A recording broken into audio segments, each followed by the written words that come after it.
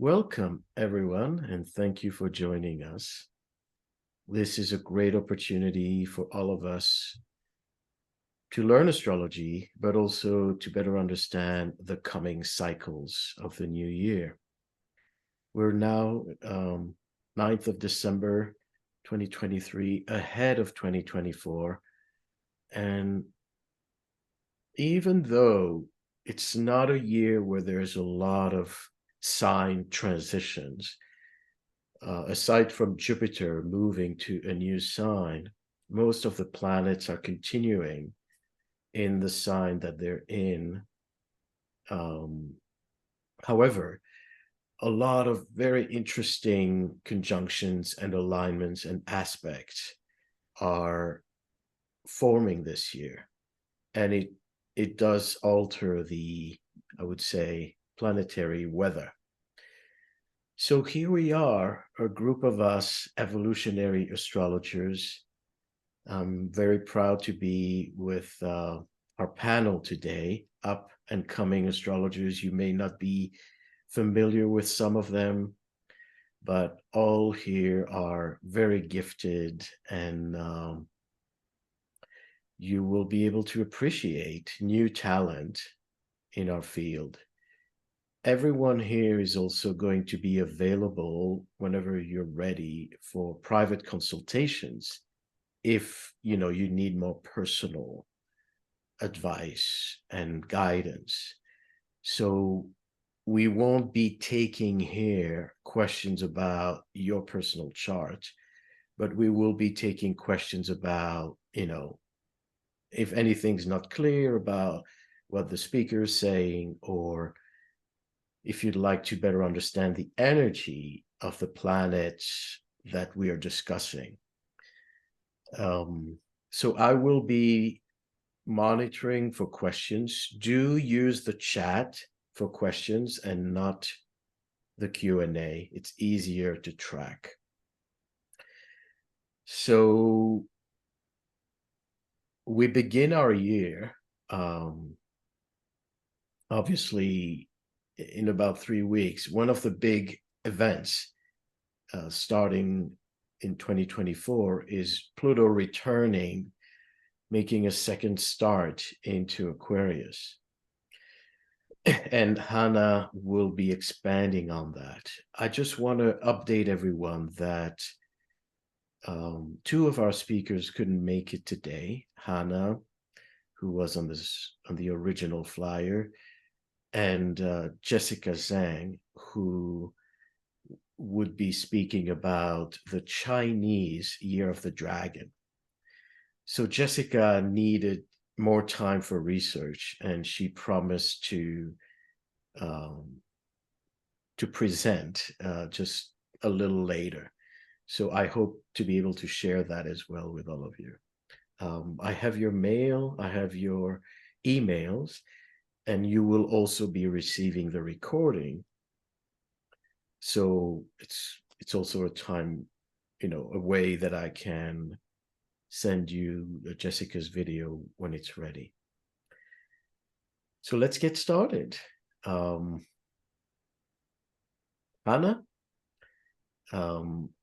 here with us. I'm going to stop sharing and you can bring your camera. So just introducing Hannah is an evolutionary astrologer based in the US, but born and raised on the coast of Brazil. She's curious, passionate about diversity, multiculturalism, and of course, learning. Hannah's great joy is to create deep emotional connections with her clients and help them reconnect and align with their soul path and highest potential. So you can reach Hannah through her email, hannahtanachura@aol.com. All yours.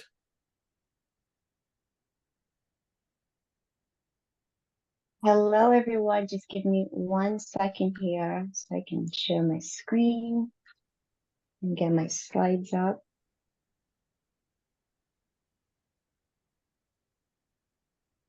Oh, just one moment. Yeah, good to go. Thank you. Hello, everyone. Hello, Maurice. Hello, astrologers. Hello, astrology enthusiasts. Like Maurice just said, I'm Hannah. I'm very happy to be here with you all. And before anything else, I just want to say thank you, Maurice, for giving us and giving me the space and the opportunity to share a little bit more about Pluto officially entering Aquarius. You know, this really big activation that we're all about to embark on together. And as some of you may know, this is a very long-term thing. I mean, Pluto is going to be in Aquarius for 20 years, so until 2044. And this is such a game changer at so many levels, you know, for all of us, for this planet, for humanity, for the advancement of the human race and human civilization. And that's exactly why I chose the title, The First 20 Years of a New Earth. As dramatic as it sounds, I truly believe that there's going to be a very clear shift of what life on this planet was before Pluto traveled through Aquarius and then the aftermath, because it's going to look very different. And just to make this a tiny bit more dramatic, it is worth noting that no one alive has ever seen this activation happen or know someone that was alive during the last time that Pluto was in Aquarius.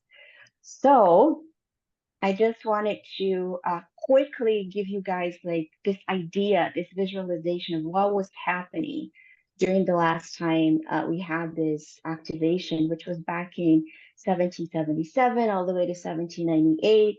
And we were having major, major social, political upheaval around the world. So we're talking about several revolutions. We're talking about the French Revolution that was this total game changer that really created this like domino effect throughout Europe that brought the abolition of monarchies, the transformation of old regimes into republics. So it's a time when the masses revolted. You know, they said, enough. This way we shall not go on. Like we need a new way. We need a new paradigm. You know, we also had the American War of Independence, which of course, as you know, led to the separation from the British Empire. So this is the first time Pluto is going to be in Aquarius since then. And that is very much the promise and the potential of this transit. Global revolutions, revolts, you know, breaking away from oppressive regimes, dictatorships, and the intention is social progress. The intention is social changes. So advancement, human rights, you know, bringing a new paradigm, drastically improving the quality of human life on this planet. So it is about uplifting. It is about raising the standards of how we live, the infrastructure, the way we operate, and that includes the way we think, you know, how we perceive reality, the way our mind works. And of course, it has also everything to do with science and technology, you know, innovations of all kinds, discoveries and breakthroughs.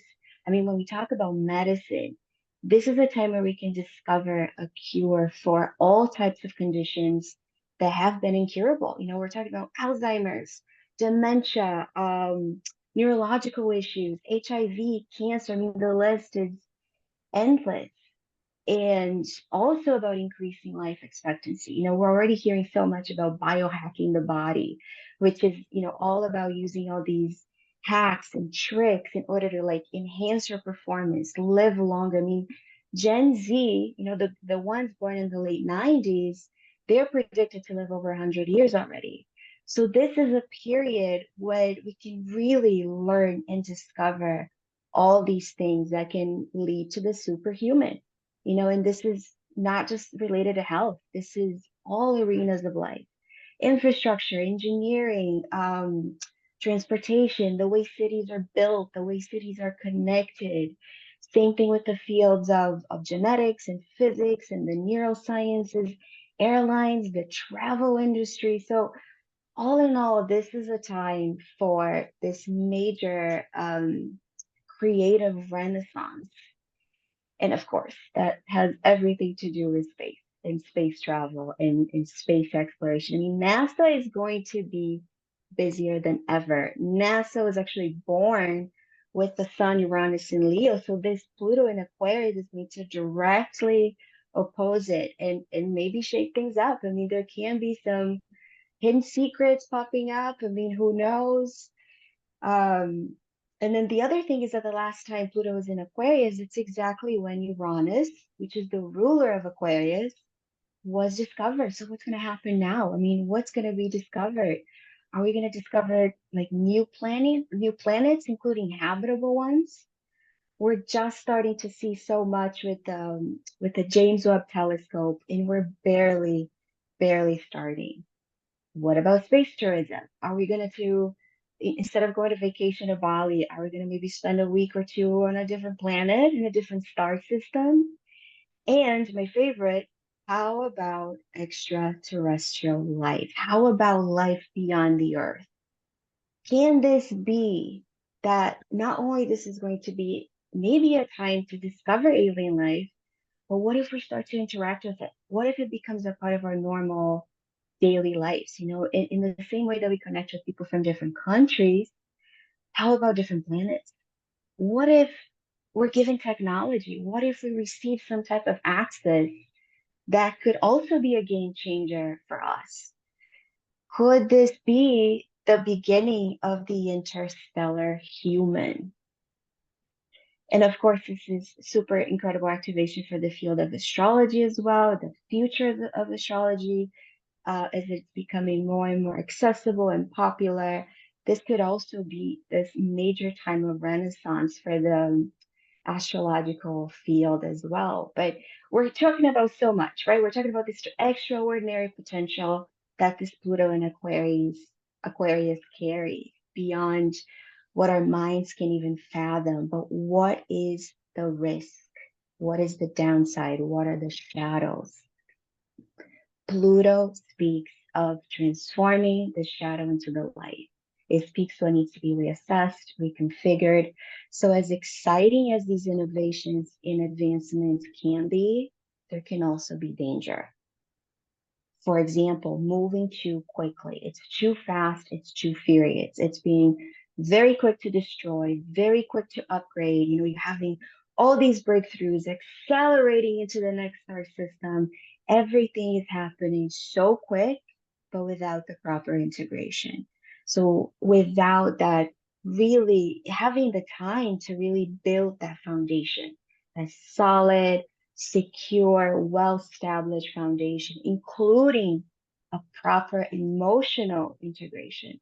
So when we talk about technology, I mean, we're already seeing AI become more and more part of our lives. And as exciting as this potential can be, because it can really help things, right? It can really make things easier and faster for us. But it's going to also bring up the question, is the new really better? Because it can also be misused. It is picture the bionic superhuman. We are at the peak of our performance. We're living 1,000 years, but without no heart, but without no compassion, no love. You know, it's that human that's disconnected from their emotions, disconnected from others, disconnected from the earth, all mind, full grade mental intelligence, mental capacities, but no heart. Is there worth going to the furthest galaxy? Is it worth building cities up in the sky if at the same time we're not taking care of our planet, of our mother, of our earth? So these are some really good food for thought as we're just in the beginning of this shift. And I just want to quickly show you guys some dates here. This is the kickoff of the cycle. As you may know, Pluto actually moved into Aquarius earlier this year, just for a little bit, but then it went back to Capricorn just to really finish up business. So January 20th, 2024, Pluto and the Sun are meeting for the last time at the 29-degree Capricorn, that 59-minute, it's the official goodbye party. I named it the Last Supper, because they're not going to meet up again in the sign of Capricorn, fun fact, until 22 54. So it's a while from now. And then a few hours later, both the sun and Pluto move into Aquarius in the same day. So first the sun moves into Aquarius and then Pluto. And of course, this is Lady Pluto here on the side of the screen. She's dressed in all black, and now she has the more unique, eccentric hairdo for her time in Aquarius. And then the other important date here is February 5th. Mercury, the planet Mercury, is going to join Pluto at that 0 degrees Aquarius. This is all about ideas, knowledge, social interaction, breakthroughs. I mean, this is this incredible time to break away from old ways of thinking, really opening up the mind, a new perspective, the new paradigm of the mind, really. So pay attention to what is going on for you that day. And the next one up is February 13th. This is the day Mars meets Pluto at that 0 degrees Aquarius. And Venus, as you can see, is not too far behind. And I titled this "The Force Awakens." Can you tell I'm a Star Wars fan? Um, Pluto and Mars together. I mean, that is a force to reckon with. You know, it brings intensity, power, changes. It can't very much be loss of battles, destructions, collapses, but resurrection. You know, radical transformation. It's it's a time for a major reset, a major reboot. So it's interesting to also pay attention to if there's any important activations about the wars during that time. And because Venus is there, of course, Venus, the economy, financial matters, anything related to money and resources, but also love, our personal relationships, our personal alliances. So that's another very important date to pay close attention to. And I want to briefly mention that it's so important to track Uranus because Uranus is the ruler of Aquarius. So throughout this 20-year period, pay attention to where Uranus is in and what sign Uranus is in, because that's going to give us more information about the focus of those years. So very briefly here, Uranus is in Taurus, all about the economy, the arts, and the environment. And then we have in 2025, I'm really excited for this one. Uranus is going to shift into Gemini. This is technology. This is transportation. This is, communication, travel. Cancer in 20, Uranus moves into Cancer 2032. Women's roles advancement. This could be a time where we can really, really see more gender equality in all arenas of life. And then in Leo, leadership, entertainment, monarchy, children. And if you are interested in learning a bit more about this, please check out Maurice's Pluto workshop on his website because he goes very, very deep into all of this. And the very last thing I want to touch on before I wrap this up, I do want to go back to where I just started. Last time, you already know that last time Pluto was in Aquarius, we had the French Revolution. That was a game changer for the world. But what were the values of the French Revolution? Liberty, equality, and fraternity. And those values still reign true today more than ever. That is the highest intention of this Pluto in Aquarius for the next 20 years.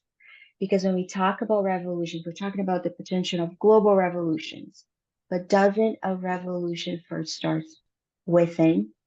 Because it's not just about going out there and changing the world, it's about changing ourselves first.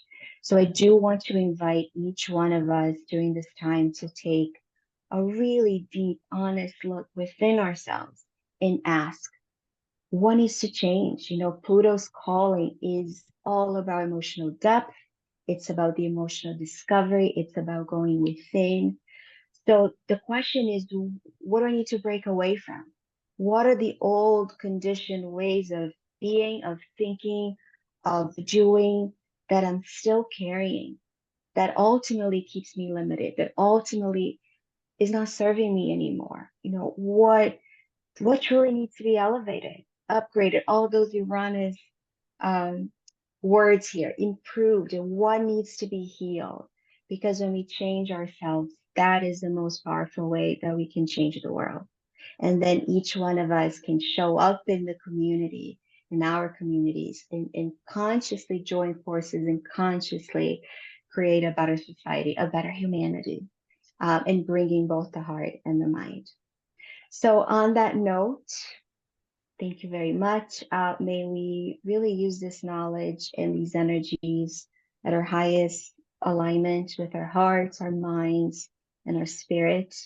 Again, I am Hannah. If you'd like to get more information about me, about my work, or if you just want to say hi, here's my contact information, including the QR code that is for my website. I do offer personal readings as well if you want to know how this activation is personally affecting you and your chart. And thank you so much for watching. Thank you so much, Hannah. And touching on what you covered, it is interesting. You spoke about the wars with Mars Pluto. The Ukraine war started, with the previous Mars Pluto conjunction. And for this cycle, something that I'm going to present today as well, last, is that as the Pluto Mars begins in February, the first cycle, this upcoming cycle, the opposition will be in November during the US elections. So there is this, the timing for what happens in, end of January and into February is echoing a lot of other cycles. Thank you so much. And like you say, I believe one last note is when you say that connection between sky and earth, the fact that the ingress of Pluto in Aquarius coincides with Uranus being in Taurus is very reflective of that intention to connect earth and sky. Thank you so much, Hannah. And now we proceed with Sean O'Connor, who is living in Iowa, Fairfield, Iowa, US-based astrologer, psychic, medium, and artist. His website, Kin of Kins, and my personal experience with Sean, definitely an amazingly gifted, precise, and I would say compassionate astrologer. So Sean is going to speak about Lahaina and the fire that occurred last August. Sean lived in Lahaina. I'm going to let him introduce the subject. But the reason, we thought this would be appropriate for this talk, even though it's not 2024 per se, is that it does touch into the ongoing cycles that we are in and transitioning into. All yours, Sean.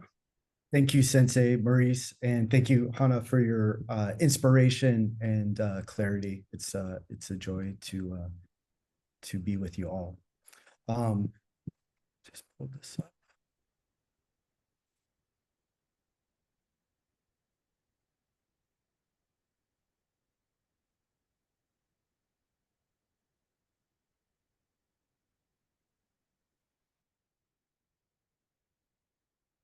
Apologies, took me a moment to get my act together.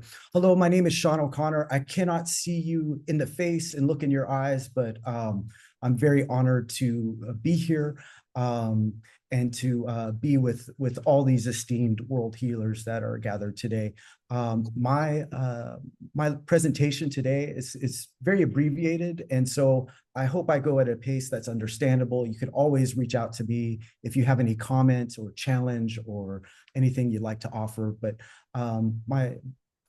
this talk is called Opposite the Sun, and it's the life, death, and rebirth chart of the Lahaina banyan tree is what I'm going to touch upon. And we're going to analyze this in 3 acts. Maurice said I used to work right across the street from this banyan tree in right off Lahaina Harbor, and it's a central feature of this community. And as I used to look out or have my lunch in this little park, this little square that you see here, it was such a mosaic expression under these leaves. This I think it's like 2 acres of a singular tree with locals and visitors and song and art and also violence and depravity, all under these branches. And as Maurice does this work about the death chart. And so as this horrible fire happened and friends of mine lost everything, I mean, really just escaped with their lives and the clothes on their back, I started as an astrologer, sort of just seeing what was the perhaps astrological causation of this story here. And so I hope I don't offend, but that's what I'm going to try and enter as a method of speculation here. So my main question is, what can the life, death, and undeath chart of a ceremonial planetary suggest about the soul enterprise of Lahaina and Greater Hawaii? And let me be very clear, I am not Kanaka Maoli. I'm not Hawaiian. I was a visitor there. And so I defer to the people who live in this community, but this is just hopefully a gentle observation.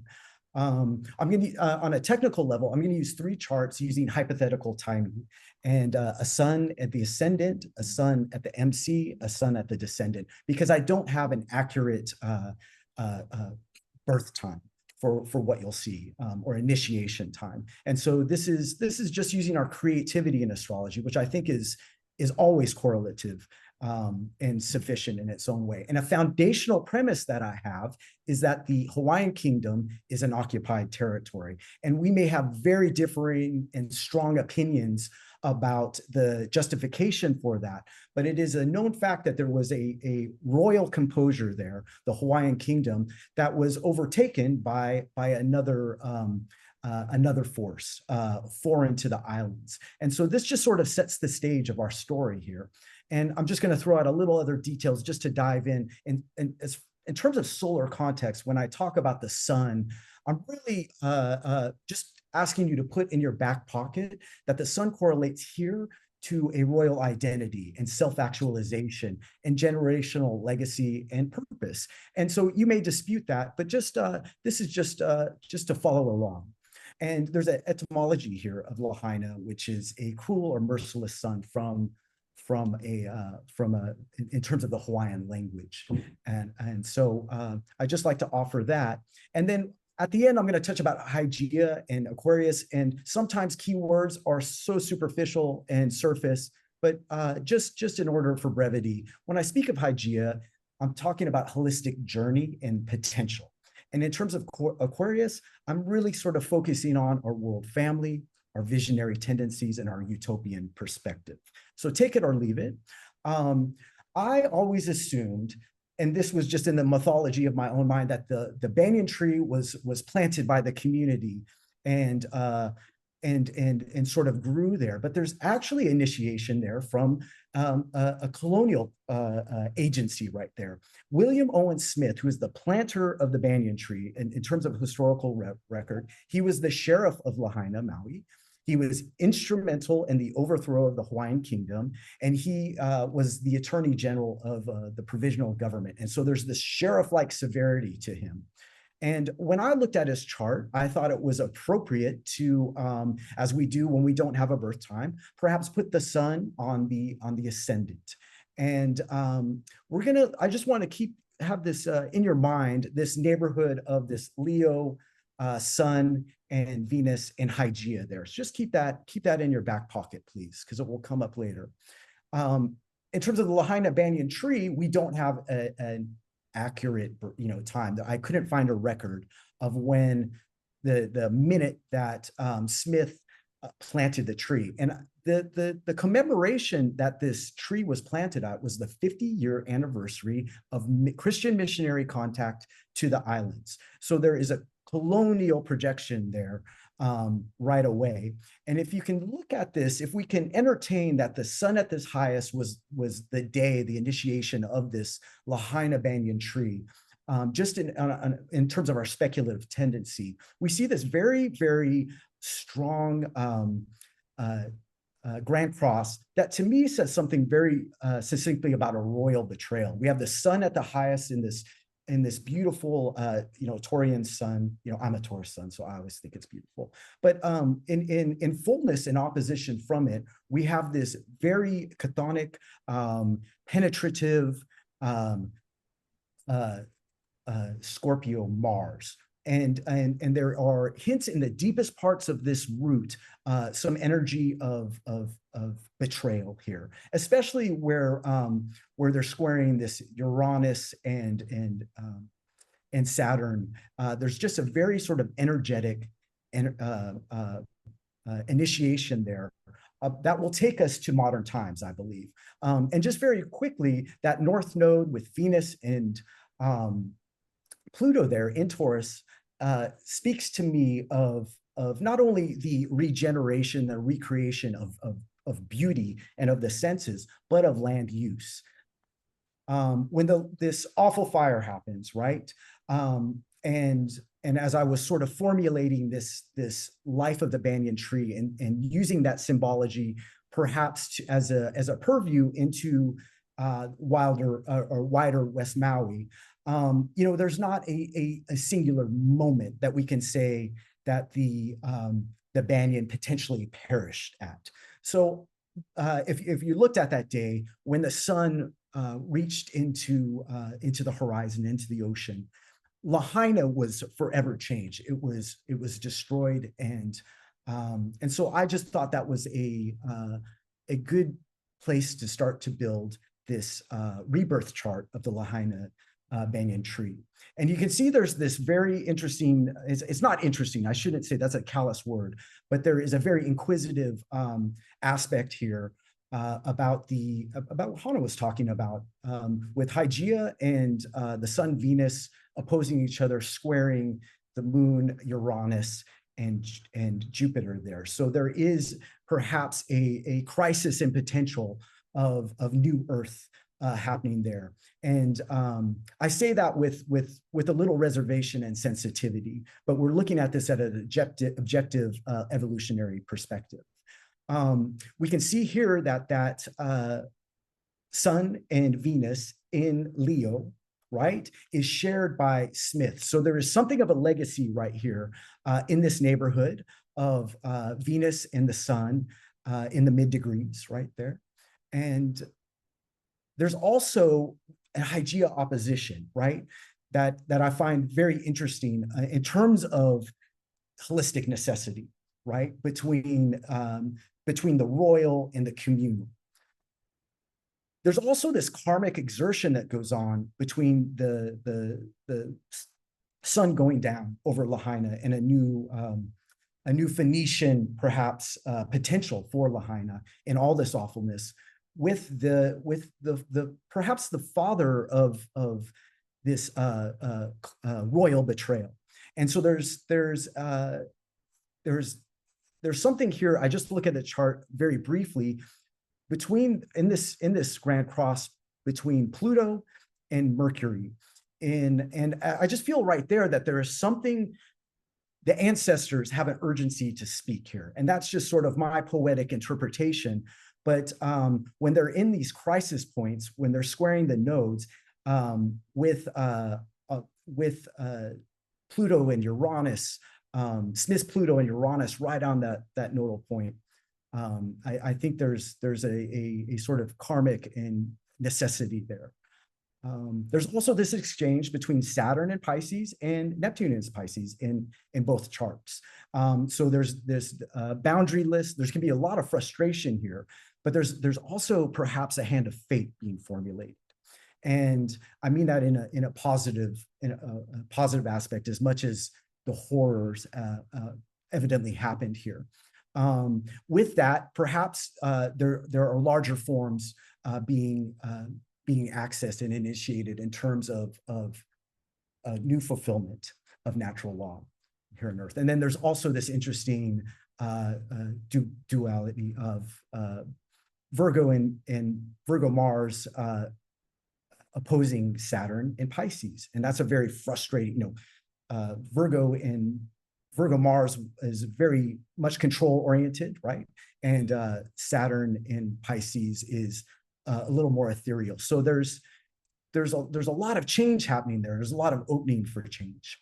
In terms of the banyan trees natal and the Lahaina fire in these charts, I thought it was very interesting that in this neighborhood of a Leo, where also the banyan trees Jupiter is there, its knowledge basis.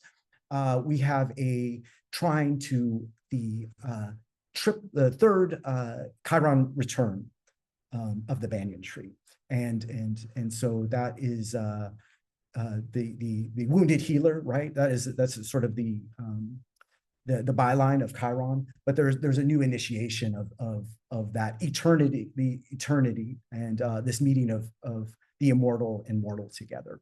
And then again, this neighborhood of Leo squares the banyan tree's notes, and as a Rudyardian crisis in action. Okay, and so I thought I assumed, right? How could such a beautiful thing stay vital with that toxic fire, that immediate fire, the destruction, the apocalyptic menace of that sudden fire? And a month and a half later, we find signs of regeneration. And so perhaps, this is not a death chart. This is a rebirth chart. And that there's some interesting information there, even just on the method of healing for that banyan tree to regenerate itself with Hygeia potentially at the ascendant, right? In this Phoenician rebirth chart. At this innate core, there's science. You can see here, there's a gentleman using ingenuity and genius in a higher perspective to save this tree. But in terms of the community, after this awful thing happened, there was not much governmental help. There was an overwhelm of the infrastructure there. And so this opposition of Venus and Sun right at the descendant, where there is a embedded, I think, mutuality, as much as there are the feeling of lack personally. It is in fullness with Hygeia, and you see this mutuality. The people from the county, from Molokai, from Lanai, from other parts of Maui, came by boat and brought water and brought food and brought clothing to people who lost everything, that barely made it with the shirts on the back. And then we also see this, if we're looking at the nodes, and the node close to Eris and our friend Chiron there is a exertion of values. There is a defense of values and of communication there that is perhaps available, and to help work with this Hygeia and Venus and Sun opposition. And with that activism, right, there is such a voice here, I think, of getting one's needs met with, if we're using this chart with Mars, Mercury, Pallas in a conjunction there as the ruler of the North Node. So there's something very real about being heard, about being proportional, about being discerning, about having strategies for one's own needs and one's own values. And I find that very, very promising. And we see this already. The activism that is going on in West Maui is something to behold. Right now, there's an occupation of Kaanapali Beach, which is the big tourist destination. And then with this Earth trine right here, perhaps there is some ingenuity, some regeneration, some higher mind in terms of and procedure about going back to appropriate land use. And the Ahapoa'a system, which is, as I understand it, is the traditional land use, where they're from the mountains to the oceans, there was a stewardship that enabled and supported vitality for all the inhabitants, human and not. And then lastly, water is a big issue here, right? The reason why there was not available water among many things, is the diversions that are happening, where the waters that used to run into Lahaina and Lele and the other in the regions there are going to Kapalua and Kanapali to feed the golf courses and the tourism. And so with that is I suggest that you do, if you can, just read into a little bit about water use there, because it's very, very important. And it's, as we can see with a Saturn and Neptune and Pisces, the structuring and the order of water may be very important on a personal level. And I just like to leave you with a quote. Archie Kalepa, he's a renowned waterman, a leader, a kapuna in Hawaii. And at the Native Hawaiian convention that happened a couple weeks ago, he had this quote where he's speaking, and he's a leader of this community. And he says, "I was asked, what is the sail plan? I do not have the answers for this sail plan, but you do. This community does. If I write this sail plan as a singular person, it'll fail.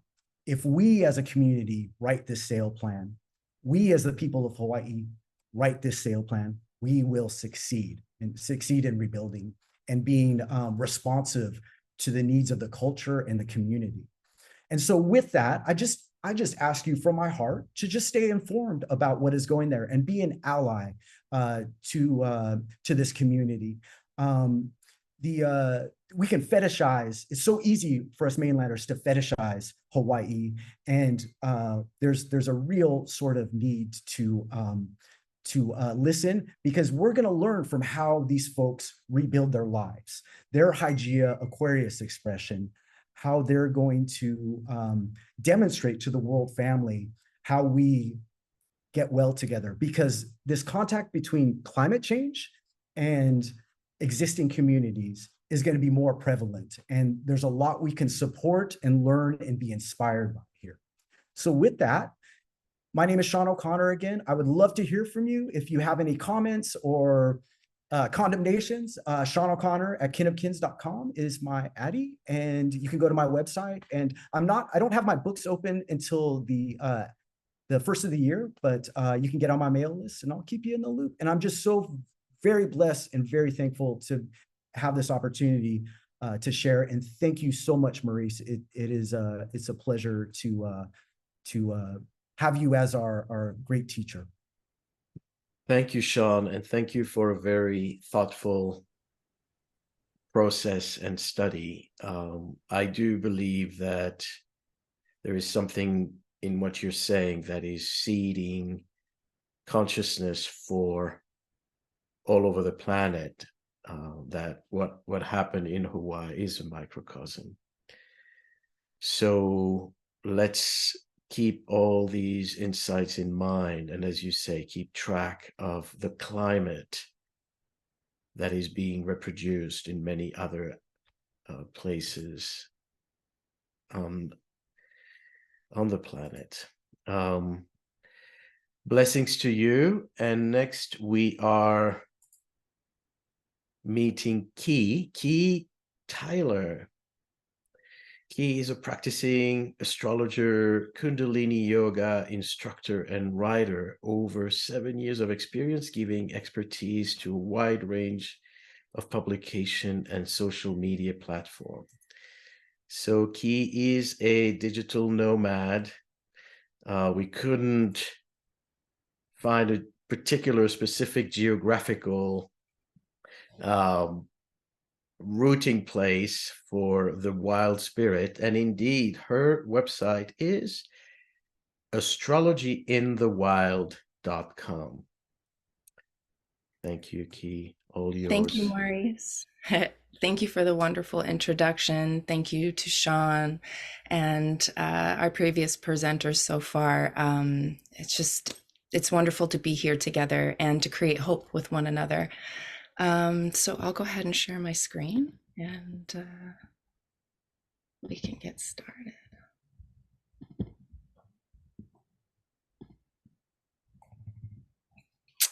So good afternoon, good evening, wherever you are in the world. Again, my name is Key Tyler, and today I'm giving a talk on Jupiter and Saturn cycle in 2024.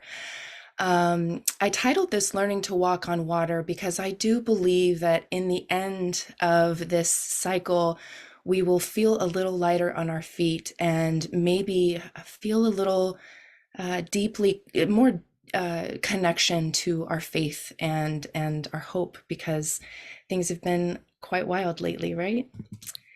So briefly, we'll talk about the Jupiter-Saturn cycle. The conjunction happened in 2020. We already experienced a sextile in June of 2023, and that will repeat again in February of 2024. And then we'll talk briefly about this square of August of 2024. August of 2024. So if you remember the Great Conjunction, December of 2020, this was a really tumultuous time. We were all being sent home. The vaccine had just come out, and we were really just sitting down in front of our computers and on our phones, using our minds a lot. And when Jupiter and Saturn came together in Aquarius, it brought an upgrade. It brought a refinement to our lives, and it asked us to make our lives better. And when they came together, it birthed a new cycle of 200 years worth of conjunctions in air signs. So every time they meet up in 20 years, they will be in an air sign. And this actually happened in 1980 as a precursor in the sign of Libra. And CNN launched, and also the Iran-Iraq war began. So we see social media, not social media, but we see news broadcasting changing, and as well as turmoil between lands. When Jupiter and Saturn comes together in an activation, it really wants to shape new beliefs. We start to develop new social structures within our networks, things like the internet, issues of humanity and leadership, and really gives us a push towards advancements in science. So with 2024, we're bringing important thresholds about our interconnectivity, our sovereignty, most importantly, and kind of picking some new role models that have better ethical references, better people that we can look to. With this activation of air, we're looking for lighter loads, we're looking for practicality, and we're looking to use high mental input. Right now, Saturn is in the sign of Pisces, and so this is a water sign, and with it brings restructuring boundaries and dissolving them.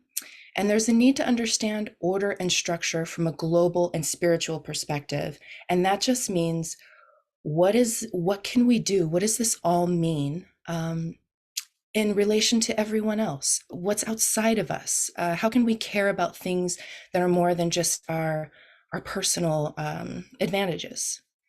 There's one thing here, though. There's some risks. There's role models and structures that are weakened. There's a lack in solidity and an absence of tangible references to turn to. Neglect can ensue. So we're starting to see that water and earth combination with this of kind of being in muddy waters and really looking for new advancements in the way that we treat each other, in the way that we look at our resources. So Jupiter is in Taurus right now, and it represents our resources in the material realm. And that's everything from money, food, physical needs, searching for a physical manifestation of coping for life. So, we could be consuming a lot, buying a lot of things, or as most of us are experiencing, not being able to do that very much anymore because everything is so expensive. So this really has the purpose of bringing meaning to our resources. What are the most important things to us, and how can we really cultivate and protect those things? And it teaches us that simplifying our lives is amplification of our life. So when we pull back our spending, when we pull back those things, it uncovers to us what really matters. So I wanted to briefly talk about the sextile events of June 18th, 2023, because they're going to echo what we'll experience in February of 2024. So if you remember, the Titan submersible implodes, it kills 5 wealthy men within minutes of the excursion. So this is a balance between, wealthy individuals and the battle between water and, deep sea exploration. A couple of other events that happened, the US Supreme Court rules 5-4 decision that the US federal government is not obligated to secure water access for the Navajo Nation. And this is quite troubling because if you know anything about the Navajo Nation, then you would know that they truck their water in and have to clean themselves with bottled water on occasion. And the resources are very slim. So it's quite disheartening. And SAG and the Actors Guild went on strike at this time to receive, of course, their wages for, the streaming services and writers' credits. But on a more positive note, some really great things did happen. Estonia passed a bill to legalize same-sex marriage and same-sex adoption. They were the first post-Soviet Union to do so, which is a wonderful thing, changing beliefs and allowing people to kind of live their lives more naturally. The Grammy Awards gives kind of some structure around AI. They say, hey, if you're a contributor, a creator, you are allowed to use AI as long as a majority of it is yours, which is kind of great because there's some great artists out there who are using AI to their best benefit. Not all of it is this evil, diabolical plan to take over our lives. It can be used constructively. Chile and London both declared to have found fossils to 2 new herbivorous dinosaurs, which I found was fascinating, 2 different kinds, 2 different places. And the United Nations created a high seas treaty. It was the first treaty aimed towards marine conservation and in the international waters. So we can see that while there's, tumult through wars and disagreements, there are other things that come about socially that kind of give us some solace and give us something new to look forward to. So I just wanted to give briefly some morality and evolutionary intent around these 2 meeting together in Saturn in Pisces and Jupiter in Taurus. And so we're really being exposed to and becoming a victim of greed and excess. We're seeing it all over the world through different social media posts. We're seeing the Gen Z generation, they're being scammed just as much as the baby boomers, but they're being scammed for more money. And it's towards things that they shouldn't have to worry about. A job, for instance, or purchasing something simple online. We're realizing that we can't buy our way into a better life. And so, we've got to stop buying ourselves into debt and choosing quality over quantity. The evolutionary intent is to expand and dissolve beliefs around our endless resources, around sustainability and the practicality of living a spiritual life. So harmonizing the spiritual with the material. And that just plainly means spiritual life is anything outside of you that you can care about, that you can give yourself to. And so one question you could ask yourself is, when you're feeling like these things are very intense for you, what can we do to adopt a more global view of what's happening? Are we able to help one another in different ways? Are there new social situations that we can get into that we can start connecting and creating new networks with? So the sextile that we'll be running into on February 6th on this day, but I'm sure that you're feeling it now, seeing these elements now. And so the similarities between the 2 dates, June of 2023 and February of 2024, is that the sun will be in an air sign again. Mars and Venus will be conjunct. So we're using this logic with the sun in an air sign. We have Mars and Venus conjunct, which is kind of creating something brand new. And with Mars and Venus being her focus on the nodal axis, there could be some more hopeful things that we can look to, while also seeing some breakdown of particular items socially. And again, they're meeting at 7 degrees. So if you have 7 degrees in a mutable sign, you could potentially be a little more affected than the rest of us. So there's some possible results with this. Could we have legislation and new regulations to be passed during this time? I do see that there's going to be some social changes and some new leaders stepping into the limelight. And I say this with presidential candidates because Obama in 2007 came into the presidential elect. He was this wild card. He was this gregarious, hopeful Leo man who came to kind of show us a different form of leadership. And we weren't really expecting him. So I'm kind of hoping for, maybe some different people of value that can offer some things for this election coming up. We do see some new breakthroughs in traditional science. There might be some more information about the things that have, happened within the past couple years, if you know what I mean. And I see there will be more advancements in the stabilization and use of AI, as we saw with the Grammys. So February, important month, as Hannah previously mentioned, it's a very great time for reinvention. And another important time is the square that will be coming up August 20th of 2024. That is when Jupiter will finally be in the sign of Gemini, and it's bringing logic and our critical thinking together to really make a bang. The purpose of this challenge, the square is a kind of creative challenge, not impossible, but could be great, is coming to a balance of faith in life and trust in the world, because your reason is the North Star. So the definition of reason is the power of the mind to think, understand, and form judgments by a process of logic. And so ways that we create this balance is discovering new things about your life. If things feel dull and stagnant, it's time to go with the wind. Discovering new sources of information that rely on truth and not speculation. What we don't want to be is scared into submission. We want our sovereignty. We want the truth. And so I beg of you to look towards new sources of information that seem reputable, especially with this upcoming election year. And practicing discernment with the multiplicity of new spiritual paths, leaders, and religious motivations. I have seen reports of, the next upcoming religion is going to be Islam. Islam is projected to be the largest religion by 2070. And I find that very interesting as we're watching the things that are happening and realizing what spirituality and faith can give you. So again, election year for 2024.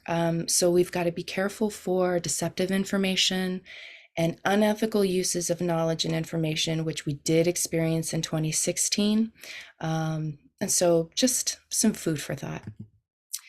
All in all, I just want to say that 2024 brings hope. And I think through Sean's presentation, he clearly represented that with the tree. That even though these breakdowns that are happening personally and in society are happening around us at a rapid rate, it is really creating a sense of resiliency within us, creating lighter physical loads, burning things down and kind of giving us just the things on our back. And when these things come together, they have the potentiality to breed and birth new teachers, new rational responses to challenges in our lives, and incremental changes in social reform. So just doing your best with where you can fit. And thank you very much. My name is Key Tyler. My website is astrologyinthewild.com. You can go there to book a reading or learn more about me. And I have a YouTube channel that's pretty fun. It's Astrology in the Wild and Key. Thank you so much, Maurice. Thank you, everyone. Blessings for 2024 and Happy New Year. Many, many blessings. And thank you for an incredibly thoughtful presentation. I think definitely a lot of food for thought and interesting, about the belief systems changing for sure.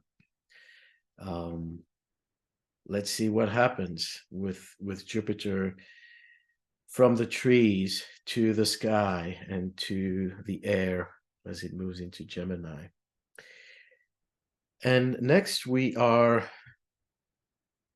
moving to Jeff Grunland. And part of the sequence of the speakers relates to the sequence of activations. Hannah spoke about the Pluto in Aquarius. Key spoke about the sextile that's starting in in February, and Jeff is going to speak about Chiron conjunct the North Node on the eclipse. So that is happening in April 2024 in the sign of Aries.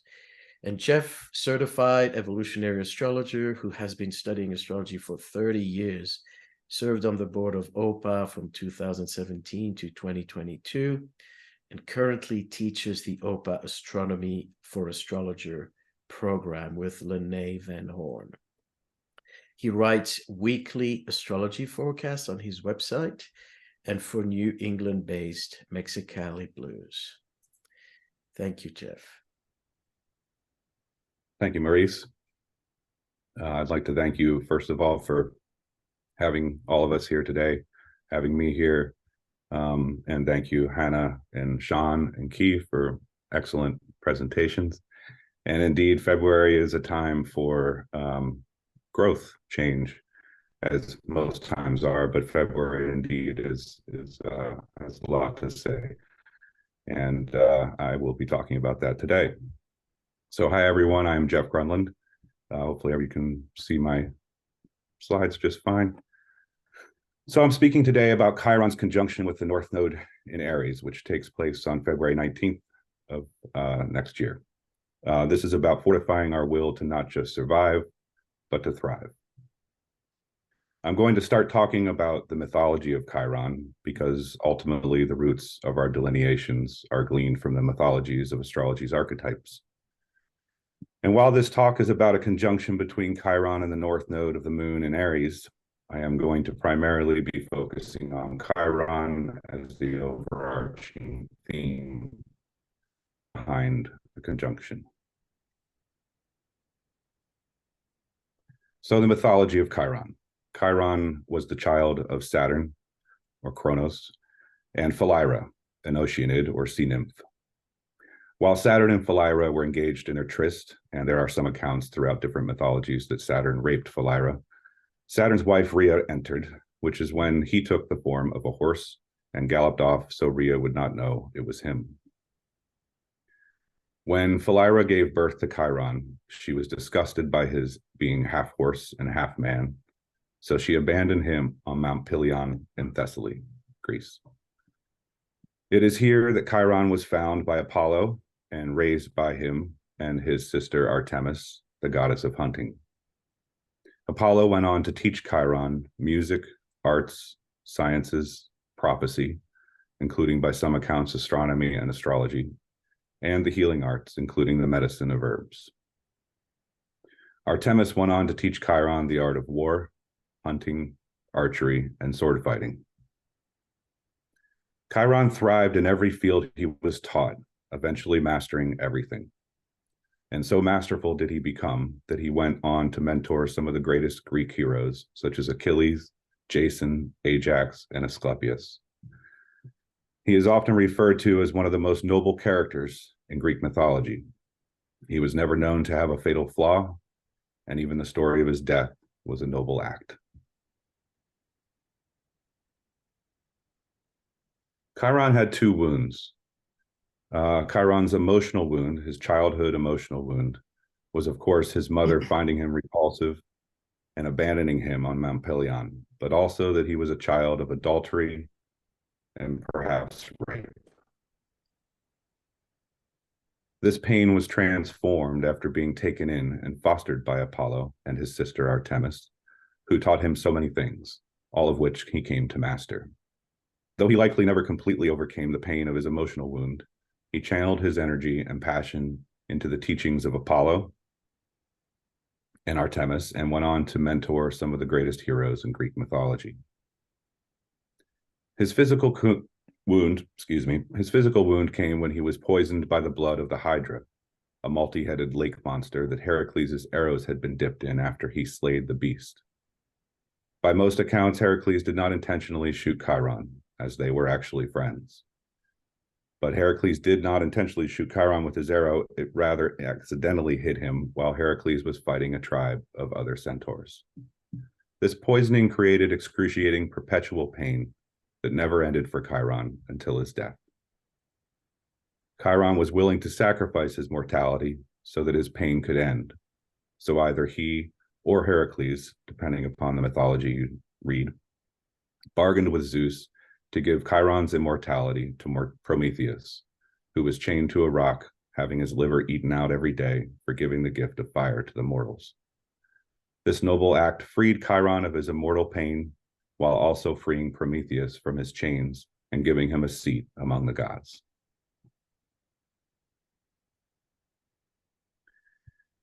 Chiron's emotional healing required resolutions to his inner conflicts, which included his conflict between his lustful, lecherous, and beastly nature and his creative, reasoning, and divine nature, which he learned from Apollo, Artemis, and the environment he was raised.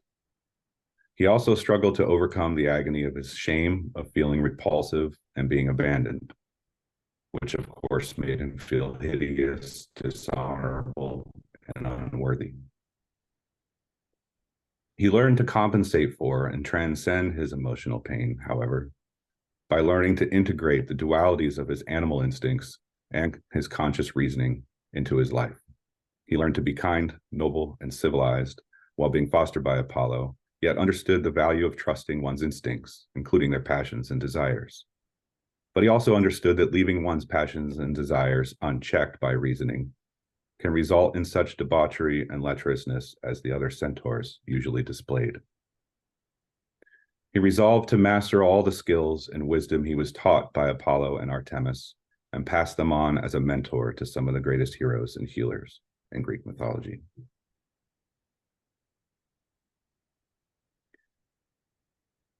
One of Chiron's most important teachings was his heroic code, which stated that one must be devoted to honor, justice, and nobility. And these attributes were embraced by all of his students. If any of his students forgot or disobeyed this code, this would often lead to their death. For instance, Achilles' aggression overtook his reason during the Trojan War, and the gods decided it was time for him to die. And Asclepius became so skilled in the medicinal arts that he created a medicine that could bring people back from the dead. This angered the gods, of course, and thus he too was killed. So what are we learning from Chiron? First and foremost, we are learning that death comes for all of us. We cannot escape our fate. We cannot endure the pain of immortality. And death heals us for our next life. Our early emotional wounds of abuse, shame, embarrassment, betrayal, neglect, or abandonment will not go away. The pain from those wounds has infected us with inhibitions and suffocated our will. We must recognize and be humbled by how much inhibition that pain has created throughout our lives. Those inhibitions have developed distractions to compensate for the pain, such as substance abuse, codependent relationships, anything that distracts from the pain. We can also be hiding from and distracting ourselves from our own wrongdoings and pain that we have inflicted upon others. So we must learn to remove our masks and defy our inhibitions, including the distractions that mask those inhibitions, by following our bliss, our inspirations, our passions, with due restraint, of course. And as we seek to humbly master what inspires us, we fortify our will to surmount our inhibitions and our distractions to thrive as purpose-driven individuals. And as we become masters of our bliss, our inspirations, and our passions, we begin to teach and pass on our wisdom and knowledge in sincere service to humanity. So, to the conjunction that's happening in February. The North Node in evolutionary astrology is a place where we find what we need to master in this life. It is the beacon of hope for a future with purpose. It is about finding new seeds of inspiration to drive us forward on our evolutionary path of expertise and leadership. Aries is a driving force that compels us to act and fight for our values and justice. It signifies our passions and our desires and our creativity. It has tremendous power when focused and channeled in a healthy way. Our passions are our purpose, and they hold the key to fulfilling the ultimate potential of this conjunction. We must accept the challenge of mastering what inspires us in this life and humbly dedicate ourselves to it with courage and excitement. But to do so, we must heal the layers of distractions that impede our path. We must rise above and overcome the pain of life by harnessing the courage and dedication that Aries imbues upon us. So when the clouds lift and the evolutionary beacon of this conjunction calls to us through the firmament, it is time to embark upon that journey and follow that beacon over the swells to our bounty. We can be heroes. Here is the chart of the conjunction in February. We can see a trinity between Jupiter, Moon, and Saturn as it perfects. And of course, applying this to your own life and whatever you might have around 16 degrees of Aries or 16 degrees of Libra, Cancer, or Capricorn is worth noting for sure. And of course, your angles. So thank you, everyone. Again, I'm Jeff Grunland. You can find me on my website at jeffgrunland.com. I'm available for consultations. You can check my website for availability. I write daily posts on Facebook and Instagram, and you can subscribe to my blog on my website for my weekly forecasts. Thanks again, Maurice. Beautiful and thoughtful. And I will put it out there, Jeff, you may be replacing Morgan Freeman in movie narration because you have the right tone and the right cadence, and it's really inspiring. You take us on a poetic journey. So I can see the National Geographic documentaries or astrological ones. Yeah, thank you. I just wanted to add, it was my confusion that the conjunction was in April. What's happening in April, echoing what the exact conjunction in February, is that the eclipse will also happen in conjunction to Chiron. Yes. In April. And for those who follow that, the United States will have a Chiron return in April. Yes. In Aries. So we see that February is a huge crossroad. A lot of things are converging around that time. Thank you again. You're welcome. Thank you, Maurice. So we proceed with Shari, Shari Keller. And Shari is taking us to one of the climaxes of 2024, the Jupiter-Uranus conjunction at 21 Taurus. Shari is an evolutionary astrologer, herbalist, Reiki practitioner, and photographer living in St. Paul, Minnesota. She's passionate about regenerative health and healing, connecting authentically with earth and sky, and weaving this knowledge with individual and community through engagement and education. So, earth and sky, what better person to speak about Uranus, Jupiter in Taurus? Thank you, Maurice. Shari. I'm going to share my screen here. All right.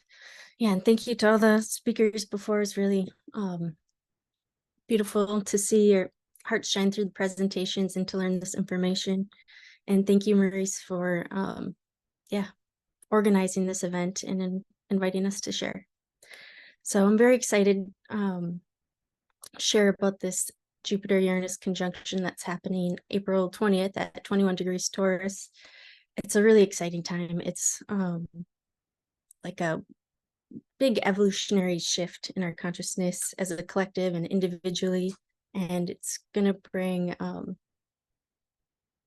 hopefully progress us all forward and expand us and our awareness of our connection. One of the reasons I was excited to share about it in Taurus is, as an herbalist, I align very much so with working with the plants and the earth and our connection to it, and how our bodies are microcosms of the earth too, and part of that awareness and becoming the best versions of ourselves, and taking care of the earth and that greater collective, bridging it all together.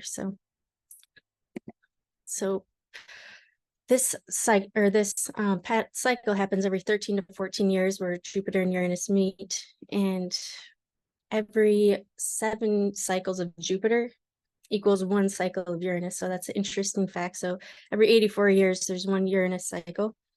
And this particular conjunction happens just 1 time. It's just a single pass. And typically, or occasionally, it does happen 3 times with the retrograde, but this time we're just getting a little jolt of enlightenment. One really great reference for understanding this cycle is the book Cosmos and Psyche by Richard Tarnas.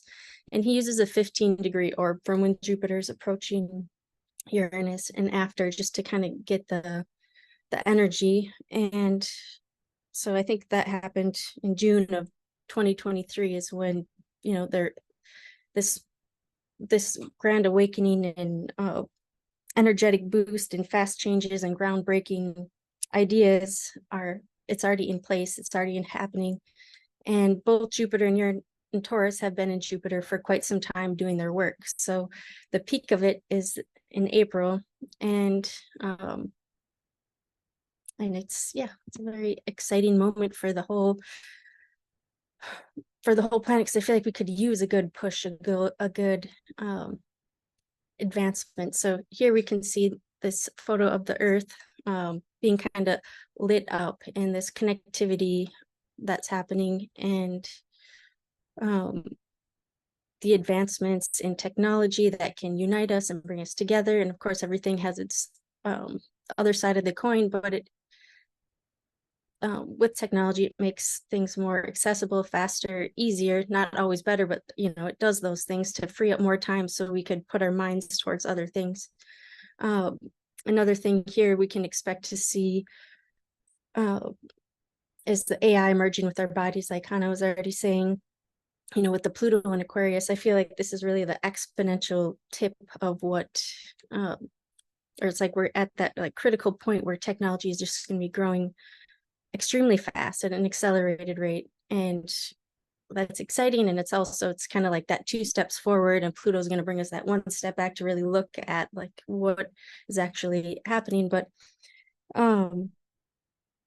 we could see, like in the beauty industry and with our physical bodies and merging and helping us to live longer, better lives. That's something we could expect. And then also with the architecture in cities and development and making things green and sustainable with this Taurus energy.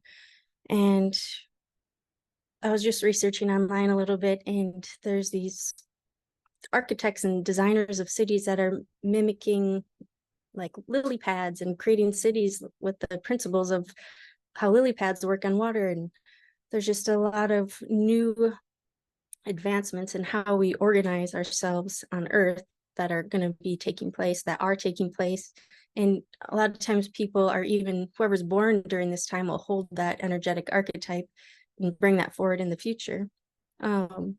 And a lot of times, Richard Tarnas was saying in his book too, we can't necessarily see all the stuff that's happening right now, but it's being birthed, it's incubating, it's coming online.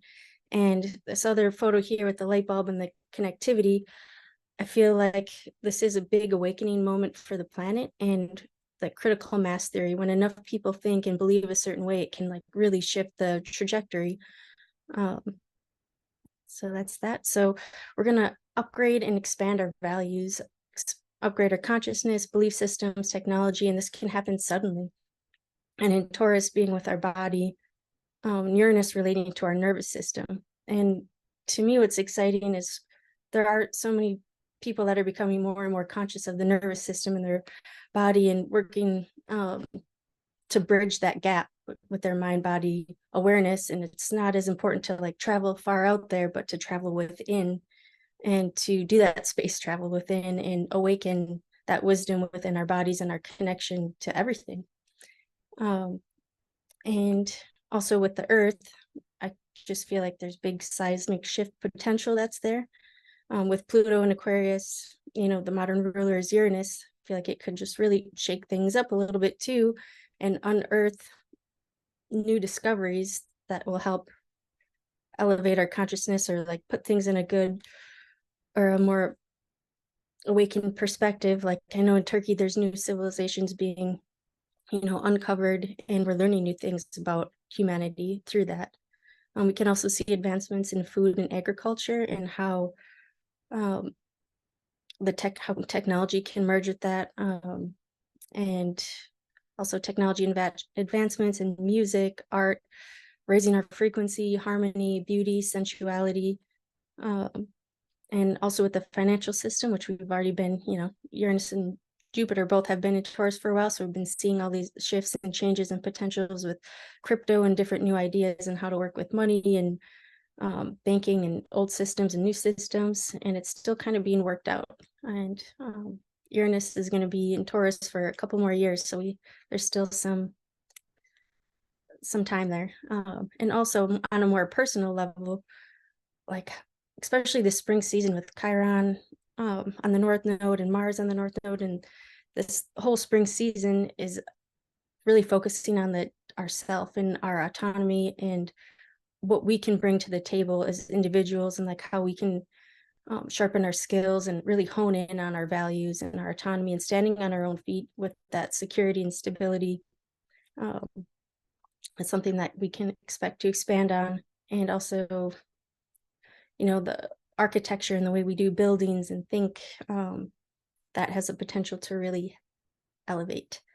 And one of my favorites that's, you know, near and dear to my heart is our spiritual connection to Earth, as Jupiter is that spirituality and the belief systems, and Uranus is raising that consciousness and bringing that awareness to our connection to the earth, and seeing the mirrors, and that we are water, and the planet is made up of water, and we want to eat foods that have high water content, and just the synchronicities of everything, of really honoring the land that we live on, and the stories connected to it, and bringing more awareness and love and compassion to the stories that took place in the land before us and everything like that. And yeah, honoring that technology that is, you know, unseen in that world, as well as the traditional AI, computer, all that technology. So Jupiter and Uranus here at 21 degrees Taurus. So any planets that you have in your personal chart within, you know, 5 or so degrees, depending on what orb system you use, in the fixed signs will kind of be more activated. And we can see there's a sextile to Mars here. Mars at 22 degrees Pisces, and it's, you know, conjunct Saturn and Neptune. So with that being a main aspect to this conjunction, to utilize these challenges that may present themselves to stimulate growth and awareness, and to kind of Aikido the situation instead of, you know, resist it, be like, okay, this is happening. How can I use this to grow, and trust in our ability to navigate chaos, take this as an opportunity to attune our nervous system and our instincts of what's coming to us, to develop more body awareness, be open to shifts and changes in what we value, strengthen our autonomy for the good of the collective. And with this Mars conjunct Saturn and Neptune and Pisces, I just think of like water crystallization. And as we know, there's, you know, many of us know our thoughts and consciousness and intentions affect water, and we are water, and just that whole connection to the water on the earth, the water in our bodies, the water we take in, all of it, and how we can have an influence with our mind, thoughts, and hearts. And also it's an opportunity to distribute wealth to underprivileged masses. You know, Neptune reaches the masses, and Yeah, so that's something. And then this middle picture here with the fall forest, what's striking about it to me is that the different colors are so vibrant, and if they're all the same, it wouldn't be as potent and powerful and beautiful. But all of us, like, being in our unique power and shining how we do, all together as a collective, it's so beautiful and so rich when there's dynamic, different vibrancy together. So a historical fact, the world sank into a deep economic depression in 1929 and lasted a whole decade. And as a result, President Roosevelt signed into law the Social Security Act in 1935 while Uranus was in Taurus. So, that elevated the economic standards to fight poverty. So that was one strategy when Uranus was in Taurus. And the last time the conjunction happened, it was in 2010, 2011, and there was 3 passes with the retrogrades, and being in Aries and in Pisces, the one and the many, the collective. And so during that time, the Arab Spring revolutions happened. There was the oil spill of Gulf of Mexico, which is related to Pisces too. Osama bin Laden was killed. There was natural disasters. There's the Occupy Wall Street movement, which was huge, which is the one against the many. And at that time, smart devices were used to connect with everyone. People could record, and there was movie streaming, and things were more permeable. And there's also deep fakes where it kind of came online. And the shadow potential of this energy it's like growing too big too fast, where it's very exciting and can be very idealistic, but maybe not in check. Like Hannah was saying before about the foundation. What are the foundations? But it's also a time to just grow and tap into, what are our ideas? What can we imagine, to better humanity, to better ourselves, to advance our consciousness. And Pluto and Aquarius will be exposing some of those shadows as we do grow, but that's okay. It's part of our process. But something to just be extra aware of. Another shadow part is kind of the elitist thinking, like this is the way it should be, with Jupiter being about our belief systems, and Uranus being like, this is good for everybody, for the collective. And so we're gonna be mindful of that potential, people being fixated on an idealistic belief system. And then as well as overstimulated senses, since Taurus has to do with our body awareness and our senses, that can be a very overstimulating time. Or some reason I'm getting that image of that Soma pill from that book 1984, where it's like can be so feeding the senses too much, or I don't know, something like this. And the future meeting, September 8th in 2037, is the next conjunction at 23 degrees Cancer, and that will be conjunct the North Node.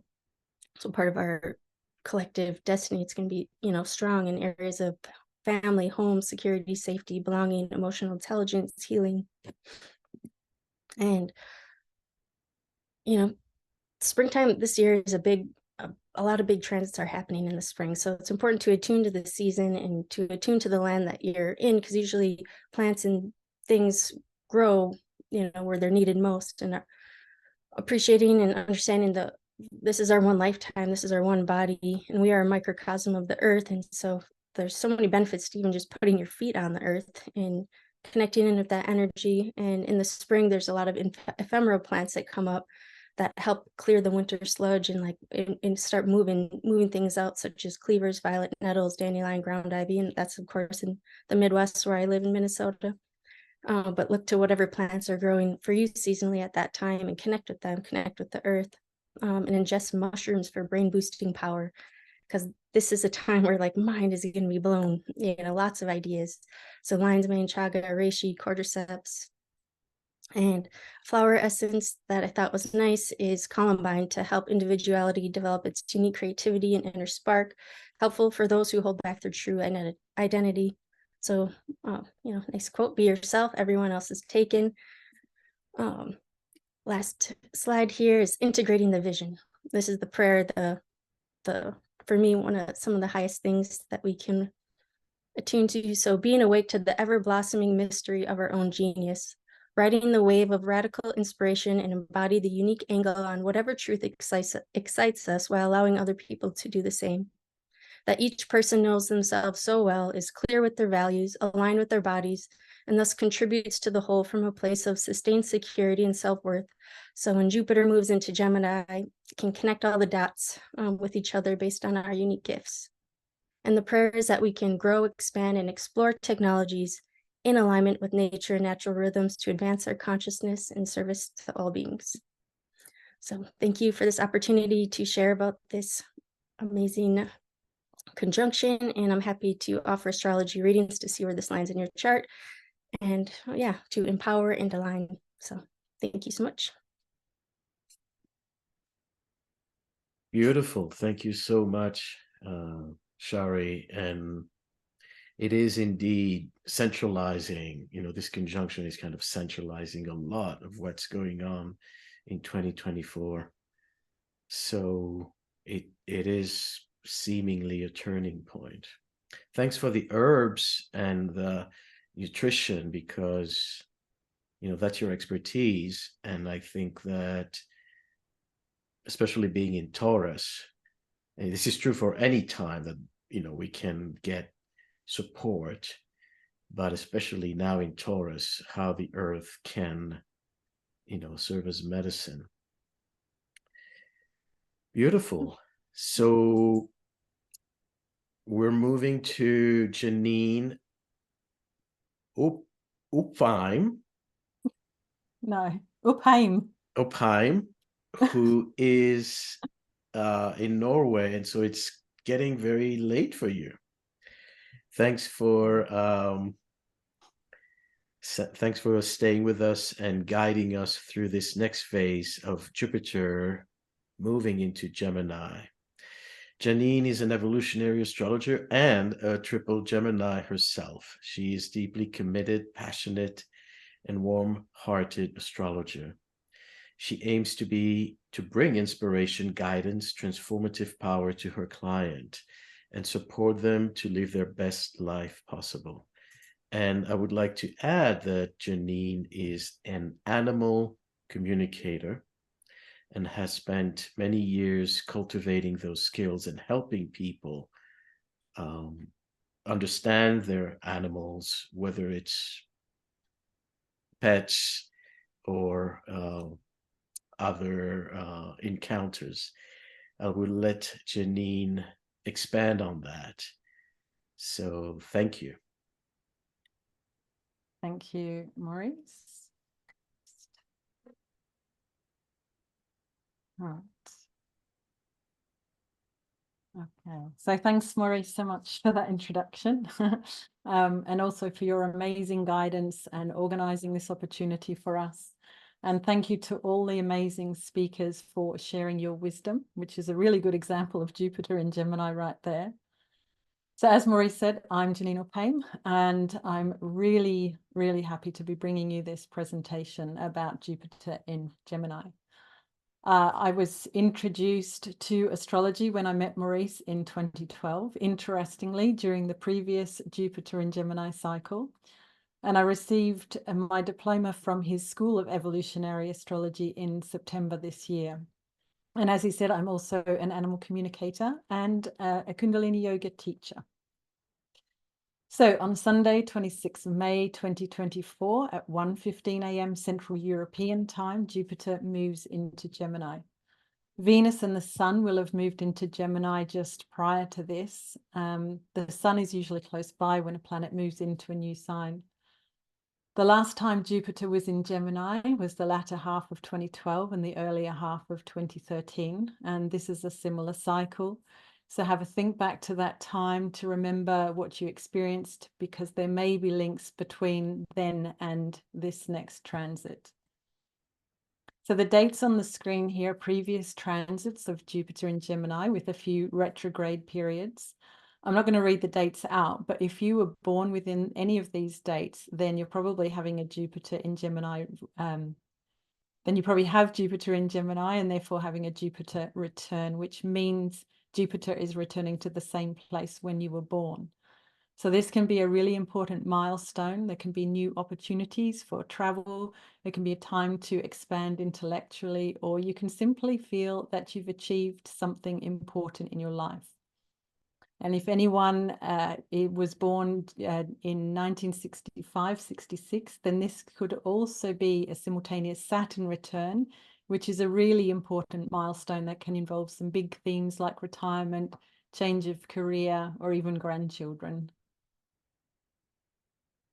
So expansive Jupiter meets curious Gemini. So let's just explore Jupiter and Gemini separately for a moment.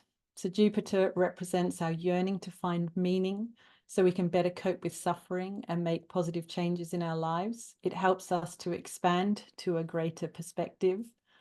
As Jupiter rules Sagittarius, it reacts to the deep emotional challenges that we experience in the previous phase of Scorpio. Jupiter looks for positivity and tells us there's more to life than struggle, that there must be something better coming, and it's the urge to go beyond what meets the eye. For development, it is necessary to take risks and exaggerate and push boundaries. So Jupiter can push too much and go overboard in the quest to develop. The universe is flexible, but there are still limits. So this can create karma, which Saturn will bring accountability to. Excuse me. Wherever Jupiter is located, transiting, there's a yearning for hope and a greater meaning grows. Jupiter is also related to untamed and raw nature, as well as the yearning to be our wild, free, and authentic selves. Gemini relates to our need to understand our environment for the purpose of gaining control over our lives, to avoid crisis, and for our ultimate survival. The more we know, the better we can navigate life. As a triple Gemini, when I was younger, I was known as a jack of all trades, master of none, because I would flit from one thing to the other, not understanding what the driving mechanism was. It was like having an insatiable appetite for learning as many topics as possible. The more diverse, the better. But this can lead to overstimulation and being scattered. Once Gemini is comfortable with their own environment, they may want to learn about other environments and how other people do life. So they begin to travel, collecting information, learning new languages, and having new experiences. They tend to be open-minded because they're so aware that people do things very differently from each other. And they also tend to be more neutral because they're an air sign.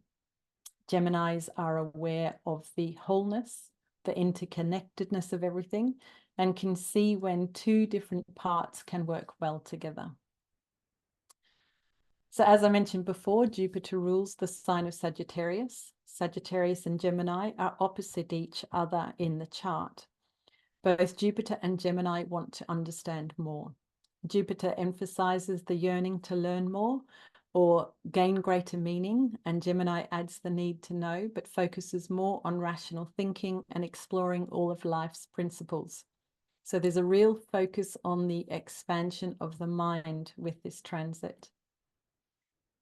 So the evolutionary purpose of Jupiter and Gemini is to unify the left and right brain, and I'm going to talk about that more in a moment, to expand our minds, our ideas, and our beliefs, and learn from the diversity of different perspectives from other cultures, other belief systems, other genders, other species, to help us deepen our sense of meaning and give us new perspectives. To build bridges of understanding between our differences, and to develop ourselves to reach a sense of mastery and then share our wisdom. So unifying the left and right brain. So Jupiter represents the right brain, which is more abstract and bigger picture oriented and can be quite intuitive.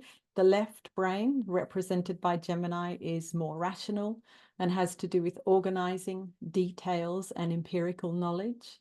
When Jupiter is in Gemini, it's an opportunity to bridge the two hemispheres of the brain, which can mean bring creative and bigger picture thinking to the sciences and to the critical mind.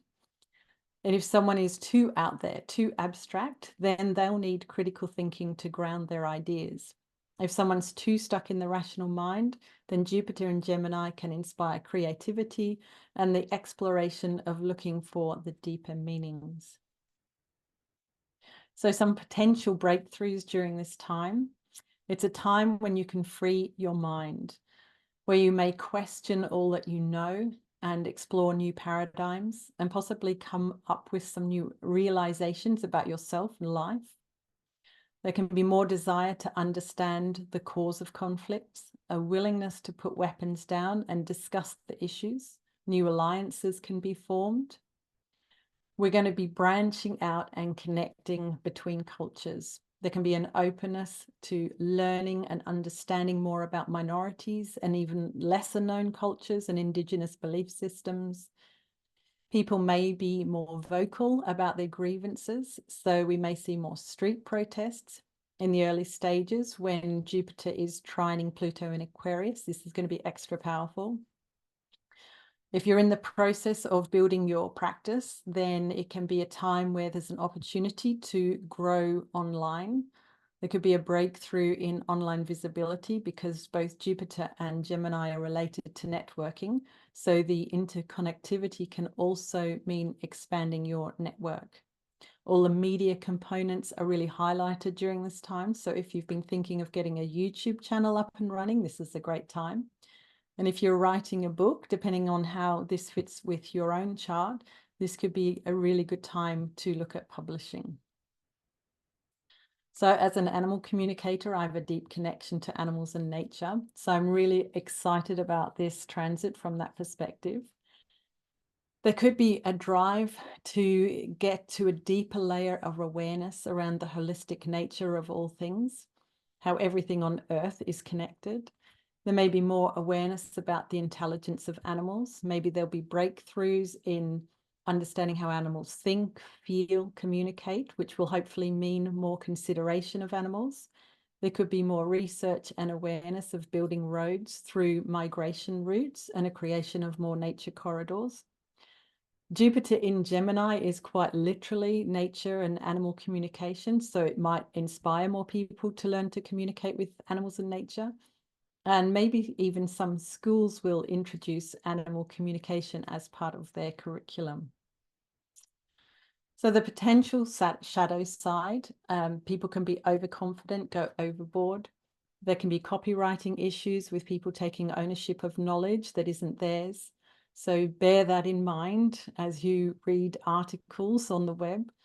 Jupiter and Gemini can have bright ideas with really good intentions, but not be so grounded, or they talk big and don't put anything into action. So when you have those big ideas, make sure they're relevant and that you put the theory into practice. There can be misinformation or a warping of the truth, which can lead to conspiracy theories. And take, for example, the US election next year. The potential for lies and false news is highly probable. With Gemini relating to information, Jupiter in Gemini could bring an explosion of AI technologies, as several people have already mentioned today, which could bring a further disconnection between the left and right brain. But there are, as Key said, there are some positives with AI. And for example, I read an article yesterday about some researchers using AI to investigate signs of pain in cats. And the AI found it was the cat's mouth that was the most important facial feature in accurate pain recognition, which no human had found before. So some transits to look at, which we've been through a few of these already, but Pluto's going to trine Jupiter on the 22nd of May next year. So it's a really powerful time where we can see more, we could see more AI breakthroughs, continued space travel, as Hannah talked about. This could be a positive time for astrology, with there being more in-depth astrology courses available, producing ethical and responsible astrologers. Clients will have a more positive and empowering experience, leading to more people believing in astrology.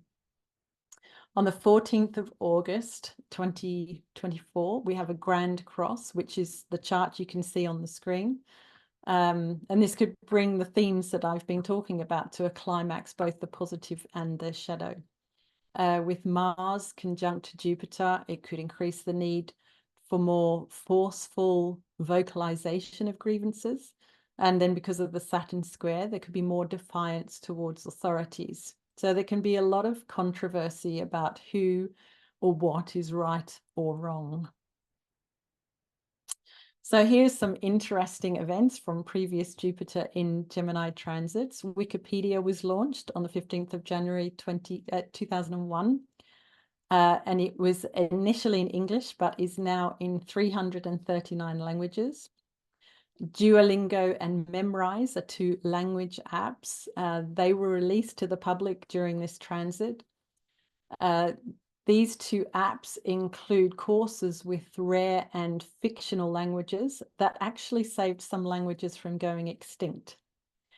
And they also include rewards that make every correct answer feel like amazing for the learners.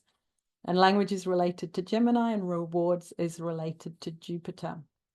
Gangnam Style is a song from South Korean rapper Psy. It went viral with his dance that looks like he's riding a horse, and Jupiter is related to horses. And as of now, it has almost 5 billion views on YouTube. And binge watching became a household term. And anything to do with binging is related to Jupiter because of its expansive qualities, and words are related to Gemini. So my wish for this transit is that it inspires a positive shift in openness and understanding to all those who are different from us. And so it is. So I hope you found this helpful. For those astrology and animal lovers out there, I'd like to invite you to join myself and Dr. Catherine O'Connell, who's an astrologer, psychologist, and animal lover. I believe she's on this call right now. Join us on social media, where we'll be talking about the different facets of this exciting combination. On Facebook, it's Animal Stars, and Instagram and YouTube, it's Astrology and Animals. So that's all from me. I am available for readings. You can book directly on my website, where I have some seasonal special offers up right now. You can also join my newsletter. The website, JanineUpheim.com. Email is JanineUpheim@gmail.com. Facebook and Instagram, Janine Upheim Astrology. Thank you so much for watching. Thank you, Janine. And comments are really supportive for everyone. Someone wrote, I found this personally helpful, very well organized, inspirational, thoughtful presentation. Thank you, Janine. Very clear. Thank you. And helpful.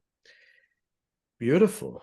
And indeed, the animal communication aspect is fascinating. You know, we think about Gemini's communication, but it's not just, you know, vocal. It's not just sound.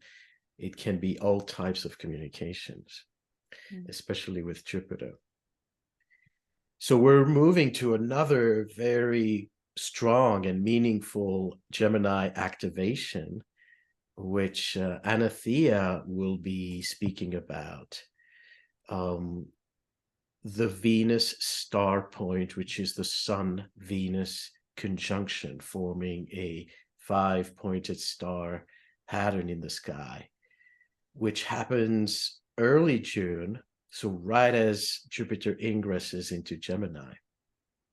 Anathea has completed her evolutionary astrology diploma and is currently practicing as a professional astrologer, divine feminine educator, and the love card lady at private and corporate events. Her astrological expertise is the area of love and relationships, offering people astrological guidance with love life and their relationships. She's excited to talk with you today about the upcoming Venus point in Gemini. Cheers, and all yours. Thank you. Thank you, Maurice. Okay, let me share my screen here. Can everyone see it okay? Yeah. Awesome. Again, thank you everybody for being here. Thank you, Maurice, for organizing this. Thank you, co-astrologers. Everything you've shared is awesome and fabulous. And I'm super excited to be here today to share about the upcoming Venus star point in Gemini. My name's Anathea, and as Maurice said, my astrological specialty is really about love and relationships. And that's why I was so excited to be able to share about the Venus star point that's happening in 2024. Oops, okay, here we go. Venus is by far the brightest object in the sky after the sun and the moon. And did you know there is a harmonious and divine dance that is happening and has been happening for eons between the Earth and Venus around our sun? It's referred to as the Venus star. And this image is from John Martineau's little book of coincidence, depicting the stunning geometric pattern that Venus creates in her dance with the Earth. And so for some of you, this may be the very first time you're seeing that, but it's absolutely stunning and beautiful. So how does this happen? It takes 548 days for Venus to orbit the sun. That's 1.6 Earth years. And in 548 days, Venus will conjunct with the sun twice, once as an exterior conjunction, the furthest on the other side of the sun, when it is direct in an evening star, and then again as an interior conjunction when she's closest to the Earth and retrograde in a morning star. These conjunctions happen about every 9.5 months, alternating back and forth between an interior and exterior conjunction. And these conjunctions are what geometrically create the star points. And here are the star points, and here are where they currently are at on the zodiac wheel. And so the Venus star is an 8-year cycle, Venus conjuncting with the sun at each of the star points, alternating in its rhythm of interior and exterior conjunctions, morning star and evening star, respectively. And the star advances through time in a clockwise or retrograde direction, and over an 8-year period advances just 1 to 2 degrees from its previous position. So it's a slow process. So additionally, it takes 100 years for a star point to make it through one zodiac sign. And what's exciting is that we are currently in the process of changing star points from Scorpio, ruled by Mars and Pluto, Mars the warrior and Pluto the destroyer and transformer, to Libra, ruled by Venus, the planet of love and relationships and harmony. And it will be in Libra for the next 100 years. So this is a big shift in our humanity. Also, it takes 1,250 years for a Venus star point to come back to its original position, which creates the most exquisite rose petal mandala flower. Here's another image of it here. So just see the beauty of that beautiful design that it creates. And I want to share with you an actual video so that you can watch the animation of this orbital dance between Venus and Earth around the sun. So take a breath, relax, and enjoy the show.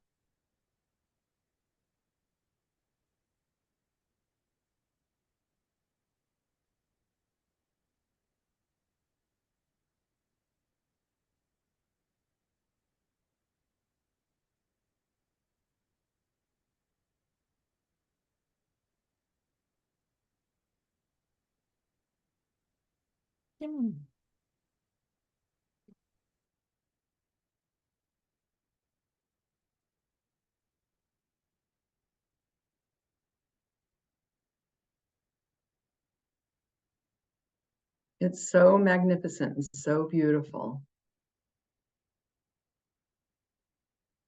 And I want you to know, we all know Venus is known as the planet of love from a mythical point of view. But what if she's not just a symbol for love, but that she's actually transmitting the energy of love? What if through her orbital dance, its mathematical perfection and visual beauty, she is a big part of healing humanity? Think about that. So I want to encourage you to connect with her. Now, this is a picture that was taken, I don't know, a week ago out 6 a.m. in the morning. She's currently a morning star on my property. And so I've been getting out every morning and saying good morning to her. It's been a lot of fun. Right now, actually, she is in conjunction with the moon. So the moon is close to her.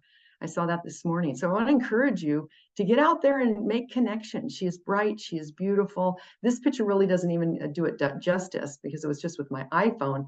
But she literally has rays like stars coming out from her brilliance.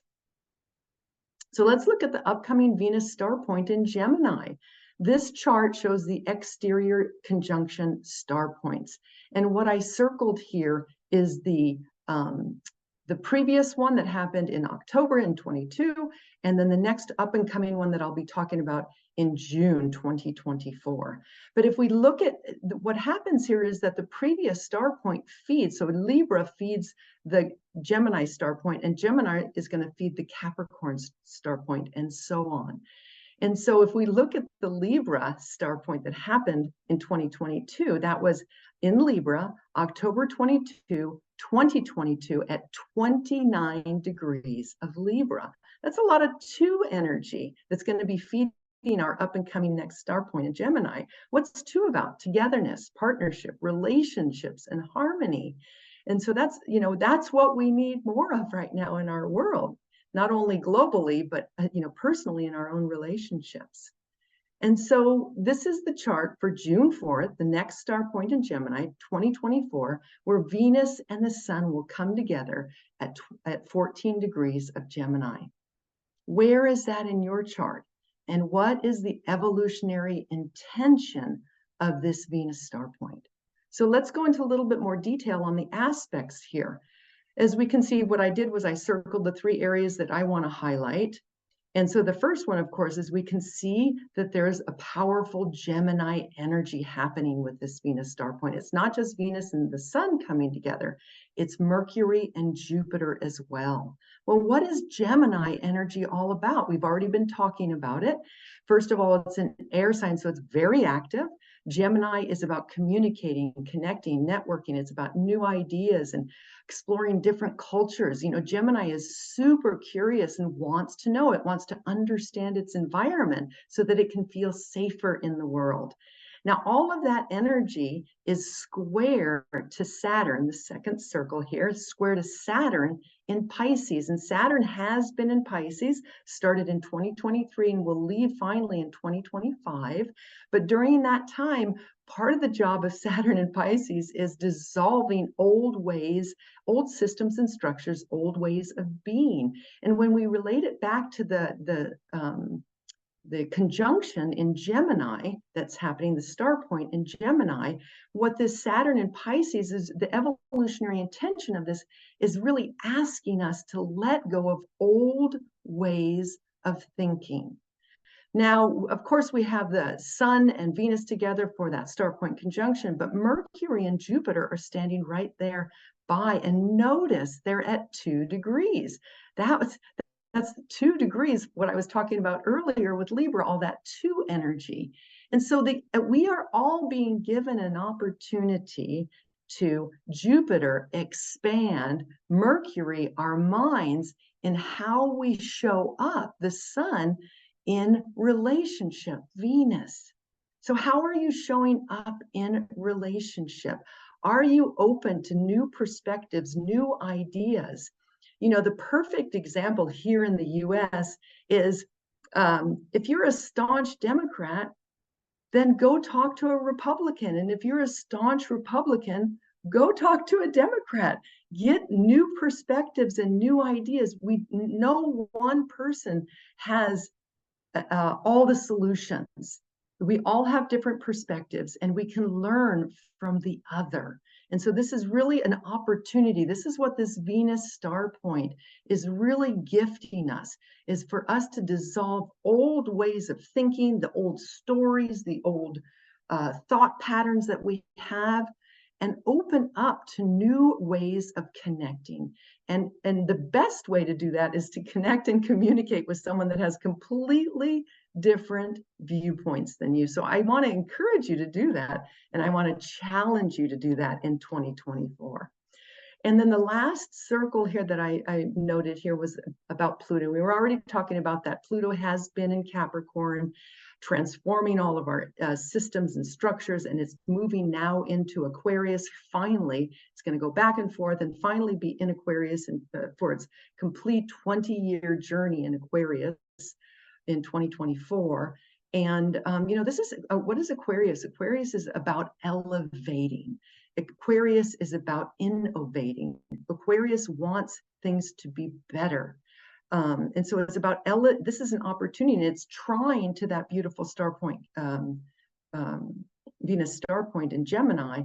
It wants us to elevate the way we think, elevate the way we communicate, elevate the way we connect with each other for greater understanding and for our own survival, right? Because Gemini wants to understand things, to understand its environment and have a better chance of survival. So it's time we all start getting along. Now, the shadow side of all of this could be too much in our heads, overstimulation, and not dropping down into our hearts and trying to analyze our relationships instead of just letting people have their own and different perspectives. And it's okay, because you as an individual only have one piece of the pie. We need the different perspectives to see the whole picture. And Aquarius is about the bird's eye view and really seeing the whole picture so that we can elevate our consciousness as we step into the future. So in conclusion, this Venus star point wants you to understand that we are all connected and interconnected. We need diverse perspectives and different viewpoints in order to see the whole picture and create greater understanding and peace on Earth. I hope I made you curious. Where is this conjunction happening in your chart? Is it happening in your area of finance? Is it happening in your area of relationship or career or siblings and communication? My name's Anathea, and if I sparked your interest and you'd like a reading, you can go to anathea.org /reading. You can also email me direct at anathea@anathea.org. And I'm offering a special discount. If you schedule before the end of the year, I'm offering $25 off on my reading. Thank you for being here, and let's make 2024 a really great year. Amen. Thank you so much, Anathea, and also bringing this message of, you know, humanity and hope and and values that we can all aspire for from a Venus point of view, you know, the value of listening. So I just want to remind everyone, what date is the exact Venus star point? June 4th. June 4th. Okay. Yeah. So June 4th, 2024. And that's right as Jupiter also moves into Gemini. So we're moving from very earthy Pluto in Capricorn, Jupiter in Taurus, into air, Aquarius, Gemini, Venus star point. Beautiful. So thank you, everyone. And now we are proceeding with Vanessa. Thank you, everyone, for staying with us. I think this is fascinating, but it is a very long process to go through these transits. And hopefully you'll be able to listen to it again for, you know, the bits and pieces that you may have missed. So Vanessa was attending here, and then she left, but she has pre-recorded her presentation, which I will now share with all of you. Before that, I will introduce her more properly. Just one moment before we get into the presentation. So Vanessa is a deaf astrologer and was recognized as the most promising astrologer of 2022 by the Organization of Professional Astrology, OPA, and has 14 years of dedicated study. She's a content creator, educator, and her Astro Walk platform offers inclusive astrology education through sign language, reaching over 800 deaf individuals worldwide through workshop classes and consultations. Her website, astrowalk.com, and she will cover that in her presentation as well. One of the things that I would like to add is that Vanessa is also available for non-deaf people. So she's offering her services, her readings, and her classes for everyone. She has a sign language interpreter. So just like you will see in this video, it's accessible for all of us.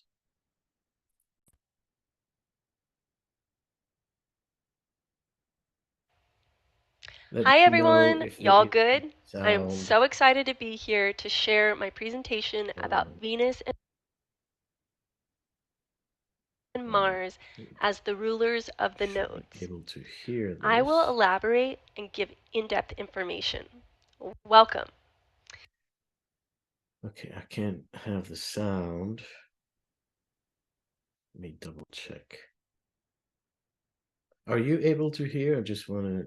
Yeah, we could hear it. Oh, you could hear, because I cannot hear it. Well, we could hear it. Okay, so I will go back and start over. And if you can hear it, that's what matters.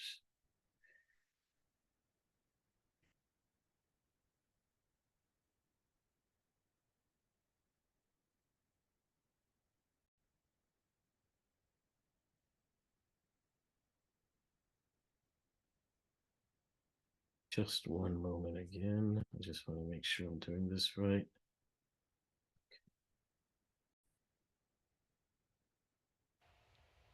Hi everyone, y'all good? I am so excited to be here to share my presentation about Venus and Mars as the rulers of the nodes.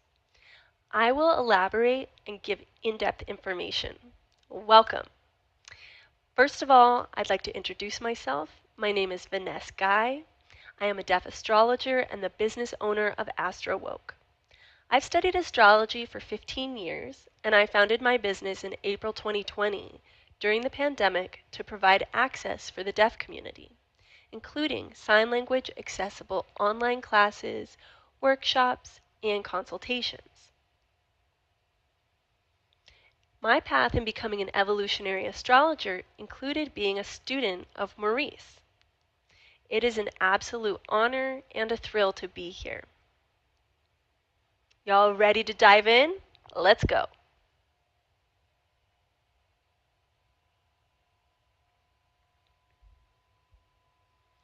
First, I will elaborate a bit on the nodes. The South Node's primary purpose is to let go of our old patterns at the collective level. Let's bid farewell to those habits that no longer benefit us. It's to embrace our North Node, charting new directions and cultivating fresh habits. This is our lesson as humans. Nodes usually nestle in a single zodiac sign for about 18 months. Now imagine a grand tour of all 12 zodiac signs, which takes roughly 18 to 19 years to complete. Once we cross that 18-year milestone, we might notice familiar themes popping back up.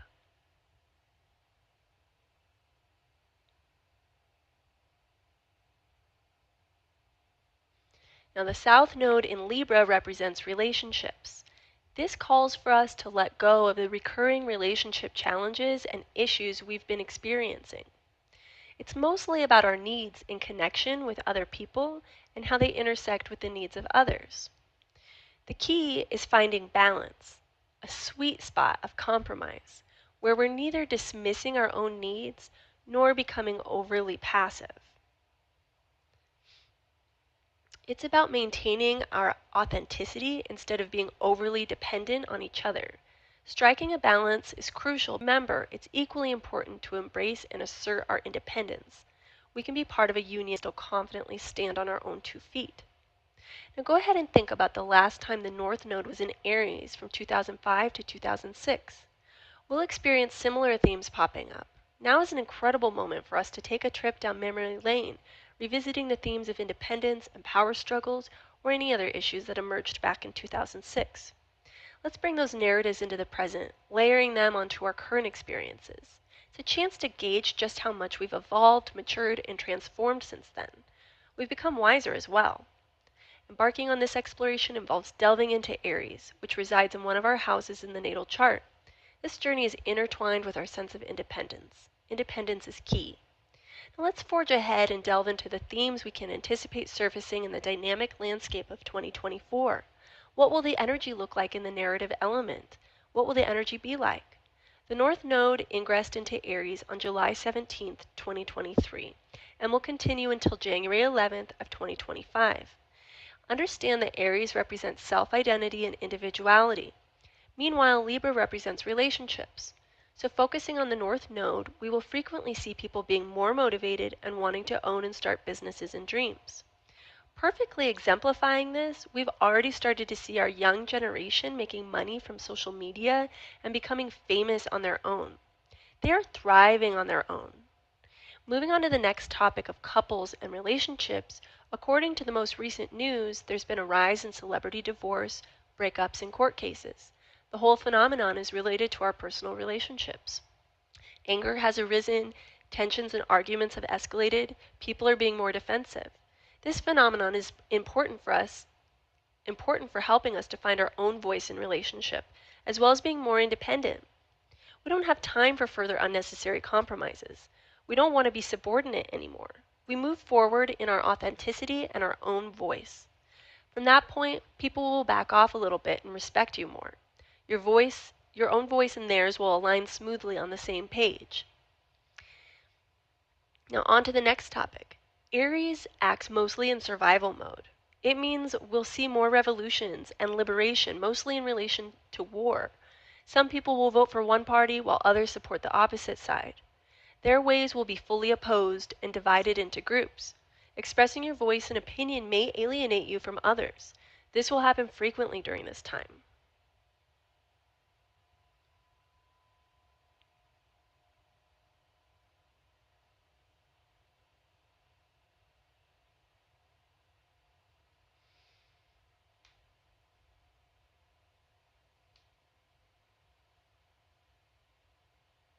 Now I want to talk about the conjunction. Aries is ruled by Mars and Libra is ruled by Venus. Keep a close eye on the cosmic dance between Venus and Mars. Their intertwining relationship takes center stage in 2024, due in large part to the nodes. These nodes are integral to our human journey, particularly as they relate to the lessons we learn through our relationships.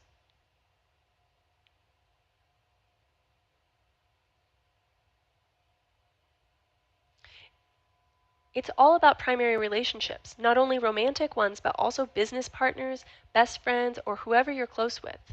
Landlords could also be included. Keep that in mind.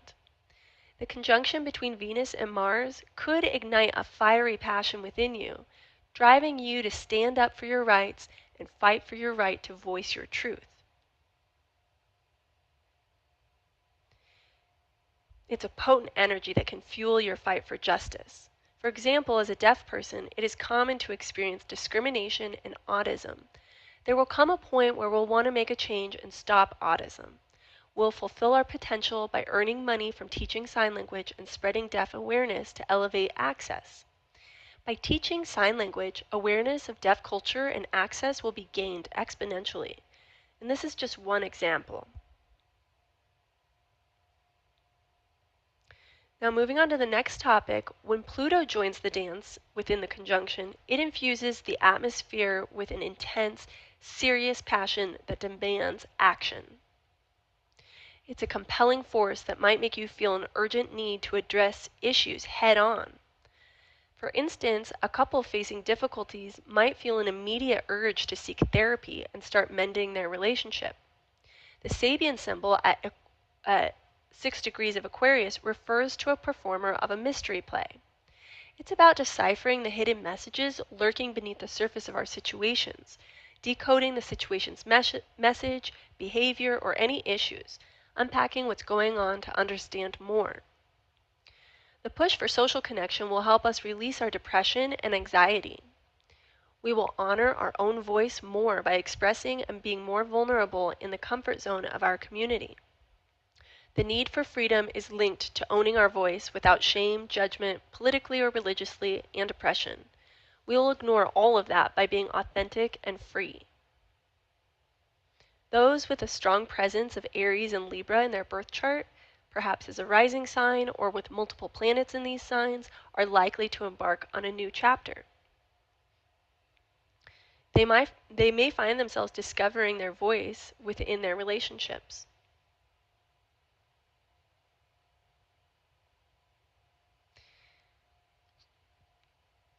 Now, the square between Venus and Mars. The first thing that came to my mind is competition, obviously. This is related to ideas and investing energy into practical routine. Certainly, power struggles can arise when others attempt to dictate your actions.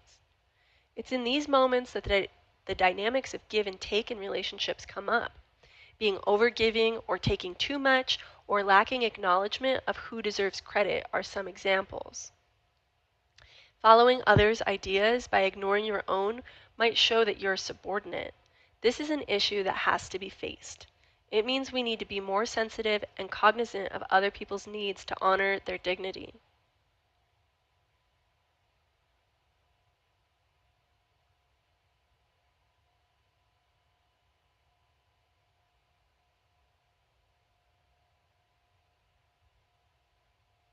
Now, understand that the opposition between Venus and Mars is critical for us because we have to find balance in that area. For example, Aquarius conjures the concepts of community and a support system. Meanwhile, Leo signifies our self-expression and character building. The Mars retrograde represents inner self-expression as well. It will be about examining whether you have a support system that promotes your authentic expression. Do you feel free to be yourself, or do you feel like there isn't space for you to be true within your current community? Take the time to reassess and reevaluate your social circles, including friends and people in your everyday environment. It's essential to surround yourself with those who foster and celebrate the expression of your authenticity. It's worth risking making a mistake in order to build your character and become a truer version of yourself. That's the point where you'll see who in your life truly supports you. It's important to explain your needs. People will respect you more. If you don't explain your needs, people will oppress you more by taking over and telling you what to do. Be assertive and take on more authority. Explain your needs clearly. Communication is the theme of this opposition. We need to express our message. The current positioning of Chiron and Aries perfectly aligns with this theme. We will have the support and guidance directing us how to move forward, encouraging us to practice and refine our skills. We are here to raise our voices, not just for the present, but also to achieve closure from events that transpired 18 years ago. We need to start by being more gentle and patient and taking care of ourselves because anger plays an important role in our lives. We need to release our anger by honoring our feelings.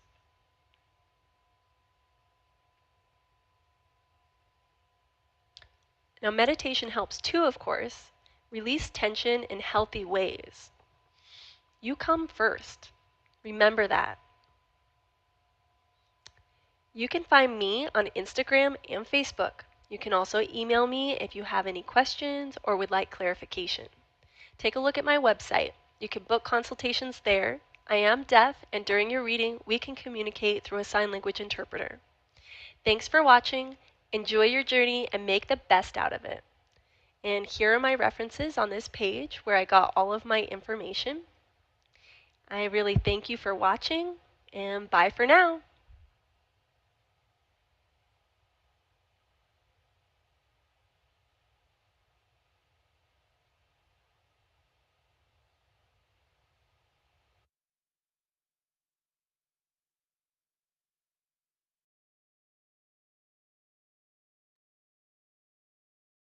Beautiful. I could read the subtitles, and glad you could all hear it. I want to say also that I follow Vanessa on Instagram, and not only is she very insightful and her astrology very sharp, but she's a great entertainer. Like, she takes you on all kinds of storylines and plays and performances that are heartwarming and amazing to watch. So by all means, check her out. And this brings us to our final exploration for the day, which I will close with.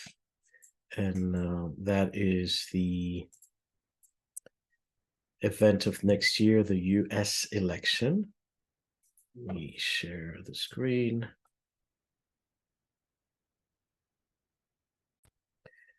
So most of you know me if you're here. I'm Maurice Fernandez, evolutionary astrologer, have been practicing since 91 or 2, and offer educational programs along with private consultations, which you're welcome to explore on my website as well. We'll talk about that later. So all these transits that we've explored, and part of the beauty, I think, and the importance of evolutionary astrology is to understand intent. That a configuration, an alignment, whether it's a new conjunction or whether it's an ingress of a planet into a sign, has an intention. It's not just random forces coming together for no purpose at all. And part of our study of astrology is to understand, so what is that intent? How do we interpret it? Based on the idea that evolution is happening, that we're not just living in a random life and that, you know, survive by chance, but that there is intelligence in this universe. And part of that intelligence is to make, you know, life better, is to improve the quality of life, whether that applies on a social level, those human rights and availability of resources, and our creative potential to be able to expand our capacities. So we come from the premise that there is intent, and that intent is good. And at the same time, we explore the shadow side, because the shadow side warns us of being misaligned, of not being in tune with that universal pulse. And so it brings together that balance between fate, the things that are beyond our control, and free will, which brings our responsibility to do the work. That, victories are not for granted, and that there's always a risk of suffering. So we all are wired to want to avoid suffering, whether it's for ourselves or others. So ultimately, we want to rectify things, to advance our lives so that we may indeed lead better lives. So when we come to the elections, we first of all look at the climate leading to that point. And it's an important milestone, not just politically. But one thing I want to also remind everyone, that whoever is going to be elected in 2024 in the US and in other parts of the world, especially the big, the big leading countries, the strong economic forces. These are the leaders who will preside over the times when the great conjunction of Saturn and Neptune will happen in Aries. I just want to show this to you. Let me just get out of here. So by 2025 and 2026, we have an important conjunction between Neptune and Saturn at the 0 degrees Aries. So this obviously sets the tone for what's coming to this world. I will say it is one of the most, you can see the conjunction here. And the exact date of the conjunction is February 20th, 2026. But there is a very close conjunction that will occur late July 2025. So it's already going to be in the zeitgeist.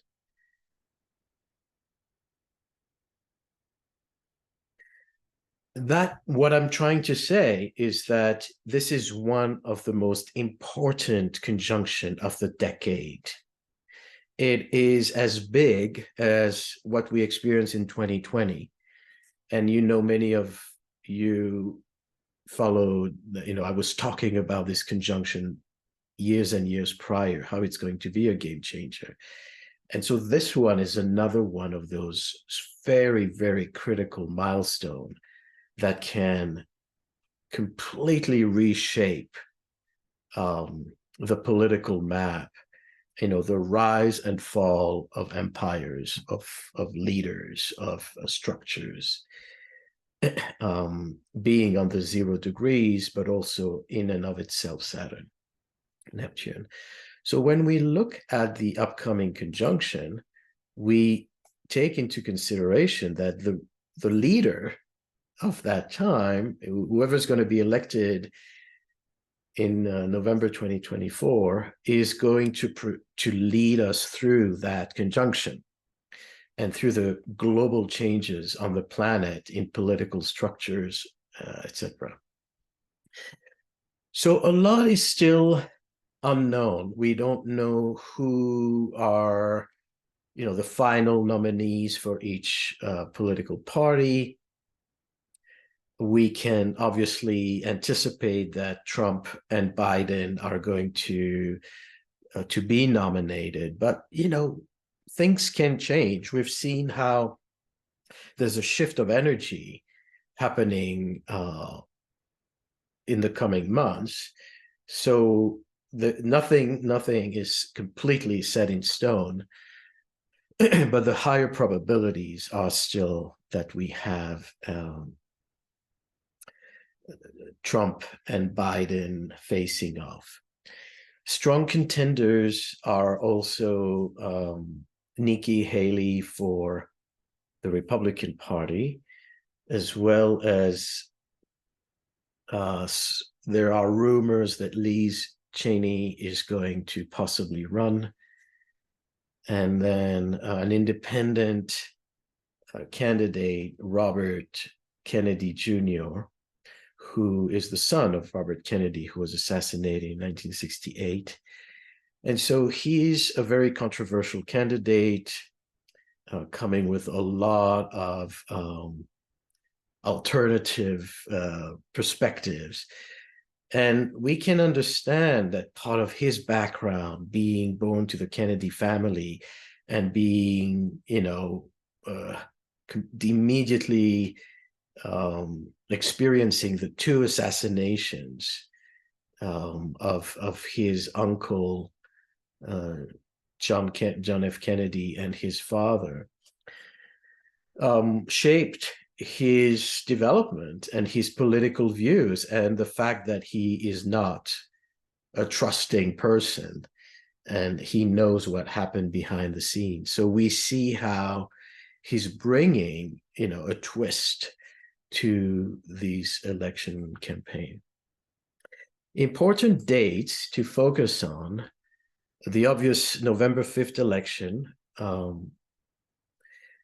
It opens in the morning in Washington on the East Coast, and it closes in Hawaii, the last state to vote. But these are, some astrologers use these dates as starting points for the election and cast a chart for that. But truth is, people start to vote also much earlier than that. There is mailing of votes. And so we cannot really completely anticipate or cast the chart for the election. That's why I like to look at these elections more as a process, to look at how it's developing and unfolding until the actual inauguration day. Because sometimes you look at the election day and you say, well, yeah, the clear winner is such and such. But then there could be times where there's delay in counting, where there are controversy and recounting, and that the actual decision about who is the winner can not necessarily be the same day, the next day, or within the first 24 hours. So that is important to understand, that we also need to look at the inauguration day chart, which is usually at 12 p.m., to see, who's starting the new phase of leadership. Another thing to pay attention to that is critical is the Aries equinox chart and the Libra equinox chart of 2024. So looking at those charts gives us an understanding of the climate of the year. The Aries chart is understood to really reign over the whole year, from the equinox, the March equinox of 2024 until the March equinox of 25, which includes both election day and inauguration day. But the Libra equinox chart is kind of a second sub-step, which is closer to the election time, since the election is in November. So looking at the equinox chart of September 22nd reveals, what phase we're in, what is the general trend.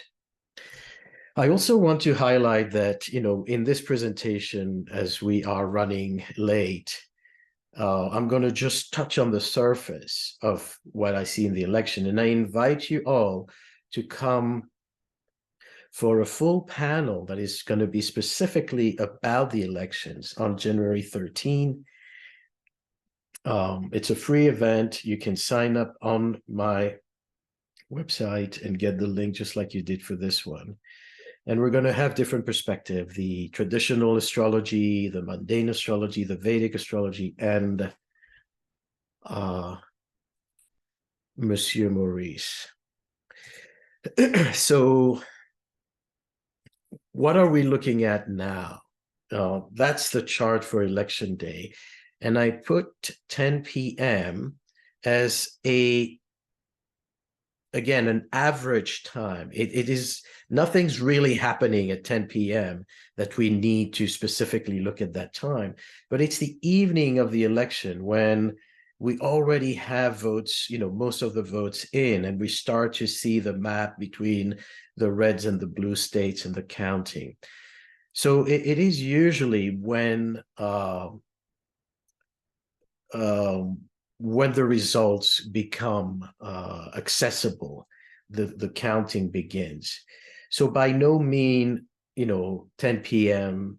is a specific time to look at. That's why I'm using a solar chart. And the sun here is important because we're speaking about a leader, a solar position, sovereignty. So when we look at this chart, the moon during the whole day is in Capricorn, and it will stay the following days in Capricorn. Now, I want to take you back to the 2020 election. I'm going to stop sharing for a moment to bring you that chart. So what was really important in the 2020 election was that there was a twist. So, November 3rd evening, the sun is in Scorpio, obviously, and the moon is in Gemini. Okay, and so who are we voting for? It's Trump and Biden, and Trump is a Gemini. So during this whole time that the moon is on the North Node in Gemini, Trump is leading. And he has that confidence that he has won the election. Because at that time, the moon is in his sign on his sun, and it gives him that boost. But in the early hours of the morning, as the moon shifts into Cancer, everything changed. And the counting brought Biden to prominence when Biden, has his Mars at 12 degrees Scorpio. So that sun was right on his Mars, and his Jupiter is in Cancer. And so the change of sign of the moon changed the tide, where in the beginning, it appeared that the Gemini was leading. And then in the morning, that shifted. And interestingly, Biden is a water sign. He's a native Scorpio. His Jupiter is in water. So that shift into water shifted the tide for his prominence. So when we look at our current chart,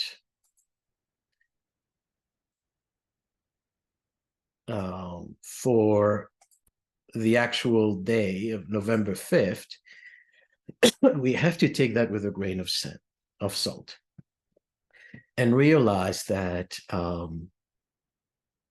it may not be the time where we actually have a confirmation. But what is happening on that day is that we do have a Mars-Pluto opposition, which, as I said, when Hannah was speaking about the Pluto-Mars cycle beginning in February, we're going to have the same cycle culminating in an opposition right on election day, just a degree off, and right where Mars is in Leo, which has to do, obviously, with leaders. The dispositor, the ruler of that Mars in Leo, is that same sun in Scorpio. So obviously that Mars-Pluto in Leo, Capricorn, speaks about contentious energy, speaks about, potential anger, resistance, and defiance. The other thing to pay attention to is that, Mars is right before turning retrograde. A month later, around early December 2024, Mars is at 5 degrees Leo, 5-6 degrees Leo, and starts to retrograde to the early degrees of Leo back into Cancer. And so Mars is basically going to go forward, back, and forward again in opposition to Pluto. The first opposition is the day before the election. Then there's a second opposition around early January. And then there's a third opposition once Mars turned direct in the early months of 2025. So we have a climate the whole time of defiance and adversity, which is important, especially as Mars in Leo, everything to do with leadership, turns retrograde. That could change things. The previous election in 2020, Mars was also retrograde, but it was already retrograde in 2020 at the very tail end of its retrograde cycle, about to go direct. So both times have this Mars retrograde in fire signs theme, but it's at different sequences of that cycle. So these are things to definitely pay attention to and understand, the climate. And as Key and Janine mentioned, the whole year, in August in particular, Jupiter is going to be in Gemini, square Saturn, and that can create a lot of deception and misinformation. So attendance, we will need to be very, very critical about what is really being shown to us and what is really happening. So as the moon on election days in Capricorn, people are going to want, to vote for someone who represent Capricornian qualities. It's interesting that, if the script goes according to what we know now, we're going to have the two oldest candidates, Trump and Biden, late 70s, early 80 years old, which is very Capricorn-like. It will be interesting to see who Trump's VP is going to be, vice president, and play into that. The other thing I would recommend doing, and that's something I'm going to do when I look at our next panel and in January, is to also look at the spouses.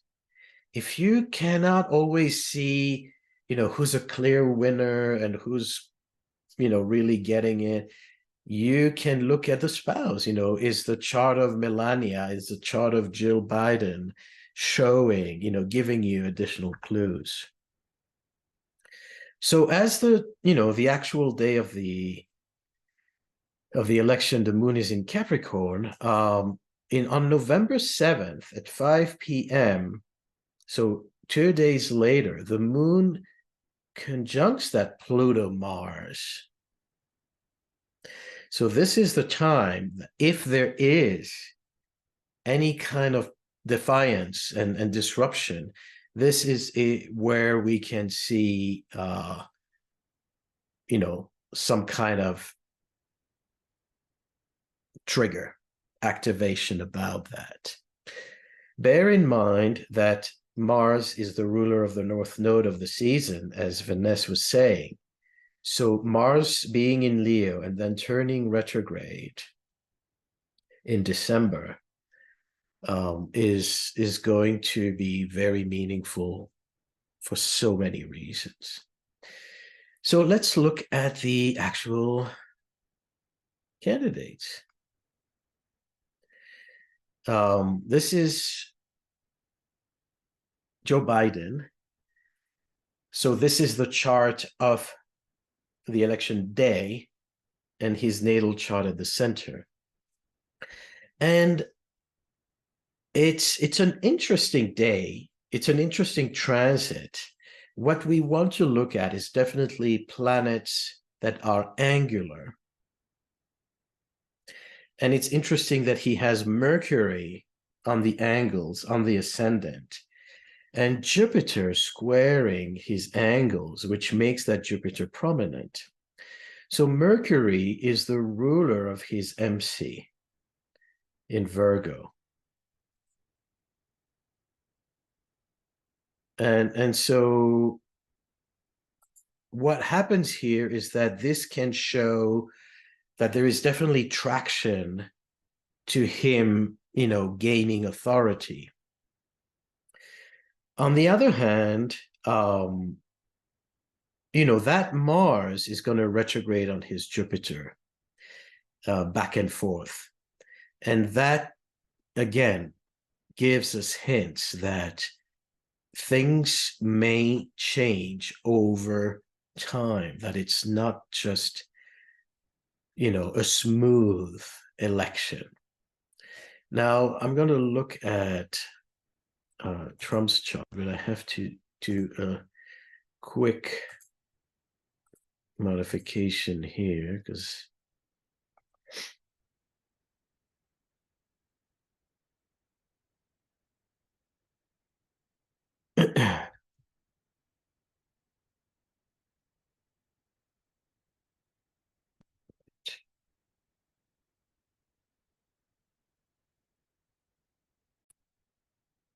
no.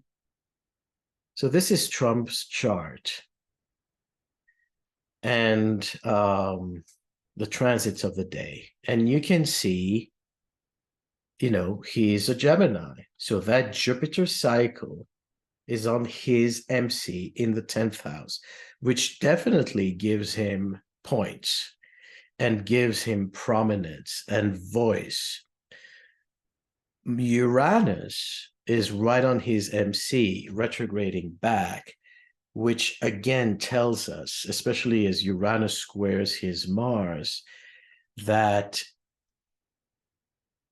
how to put it, that he's in his Uranian mode. Like Trump is born with a Sun-Uranus conjunction.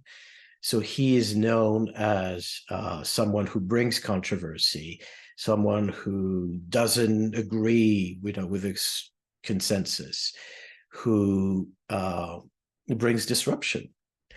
And so that Uranus highlights the fact that there is possible challenge and defiance. And the Jupiter is retrograde on his north node with Venus opposing it.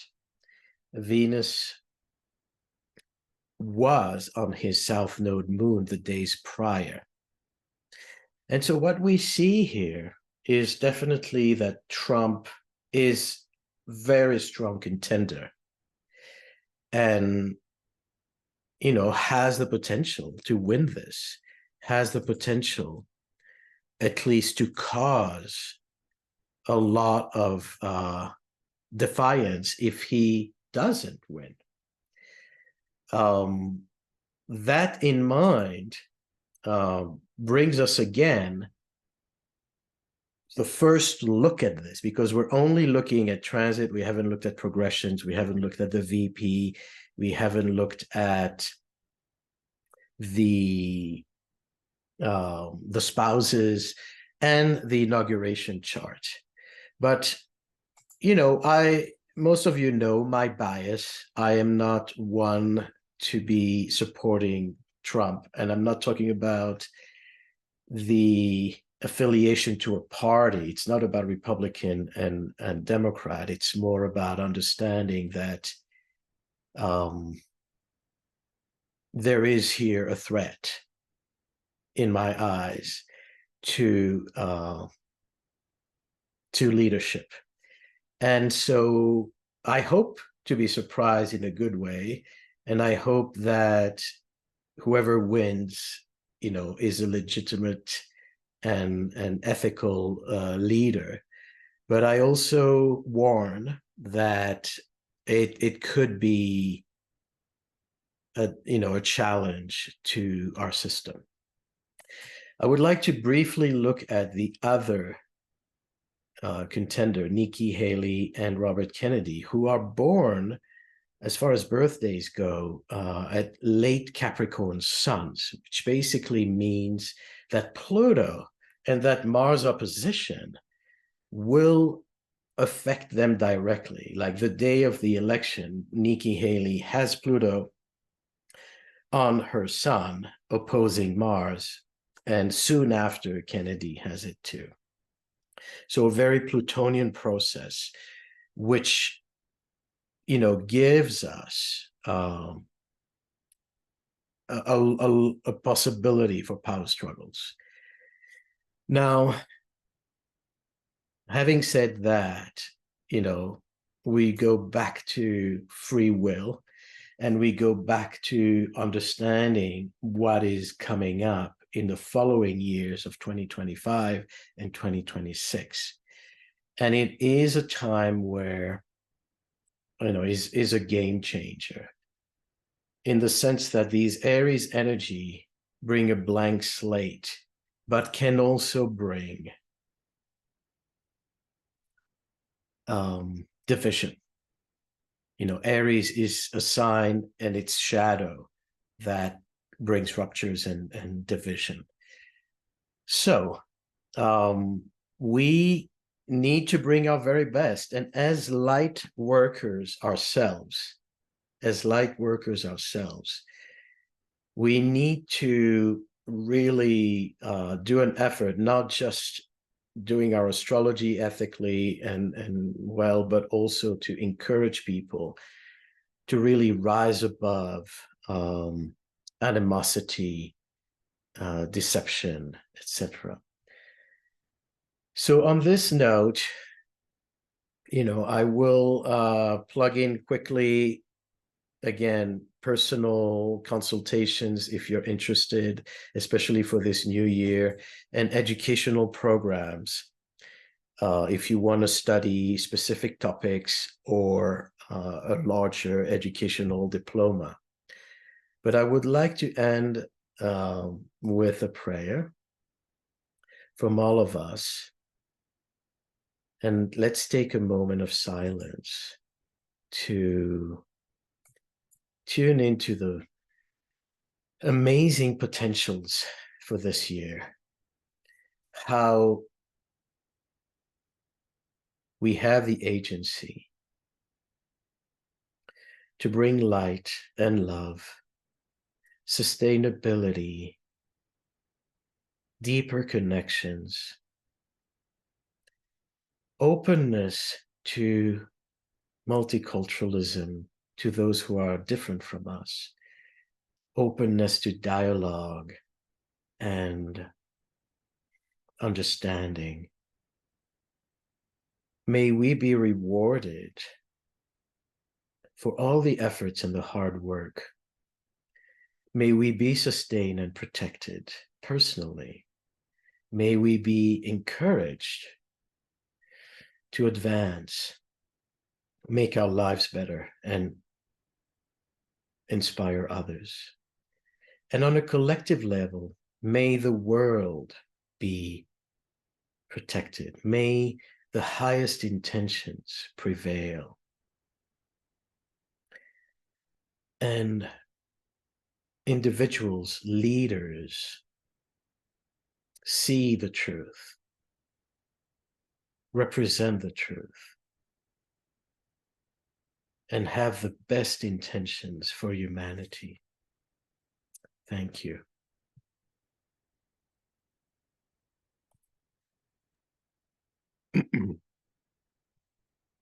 You are brave. Bravo. You're still awake. And we thank you for your support. Many blessings. Thank you, everyone. Thank you, Maurice. Bye-bye.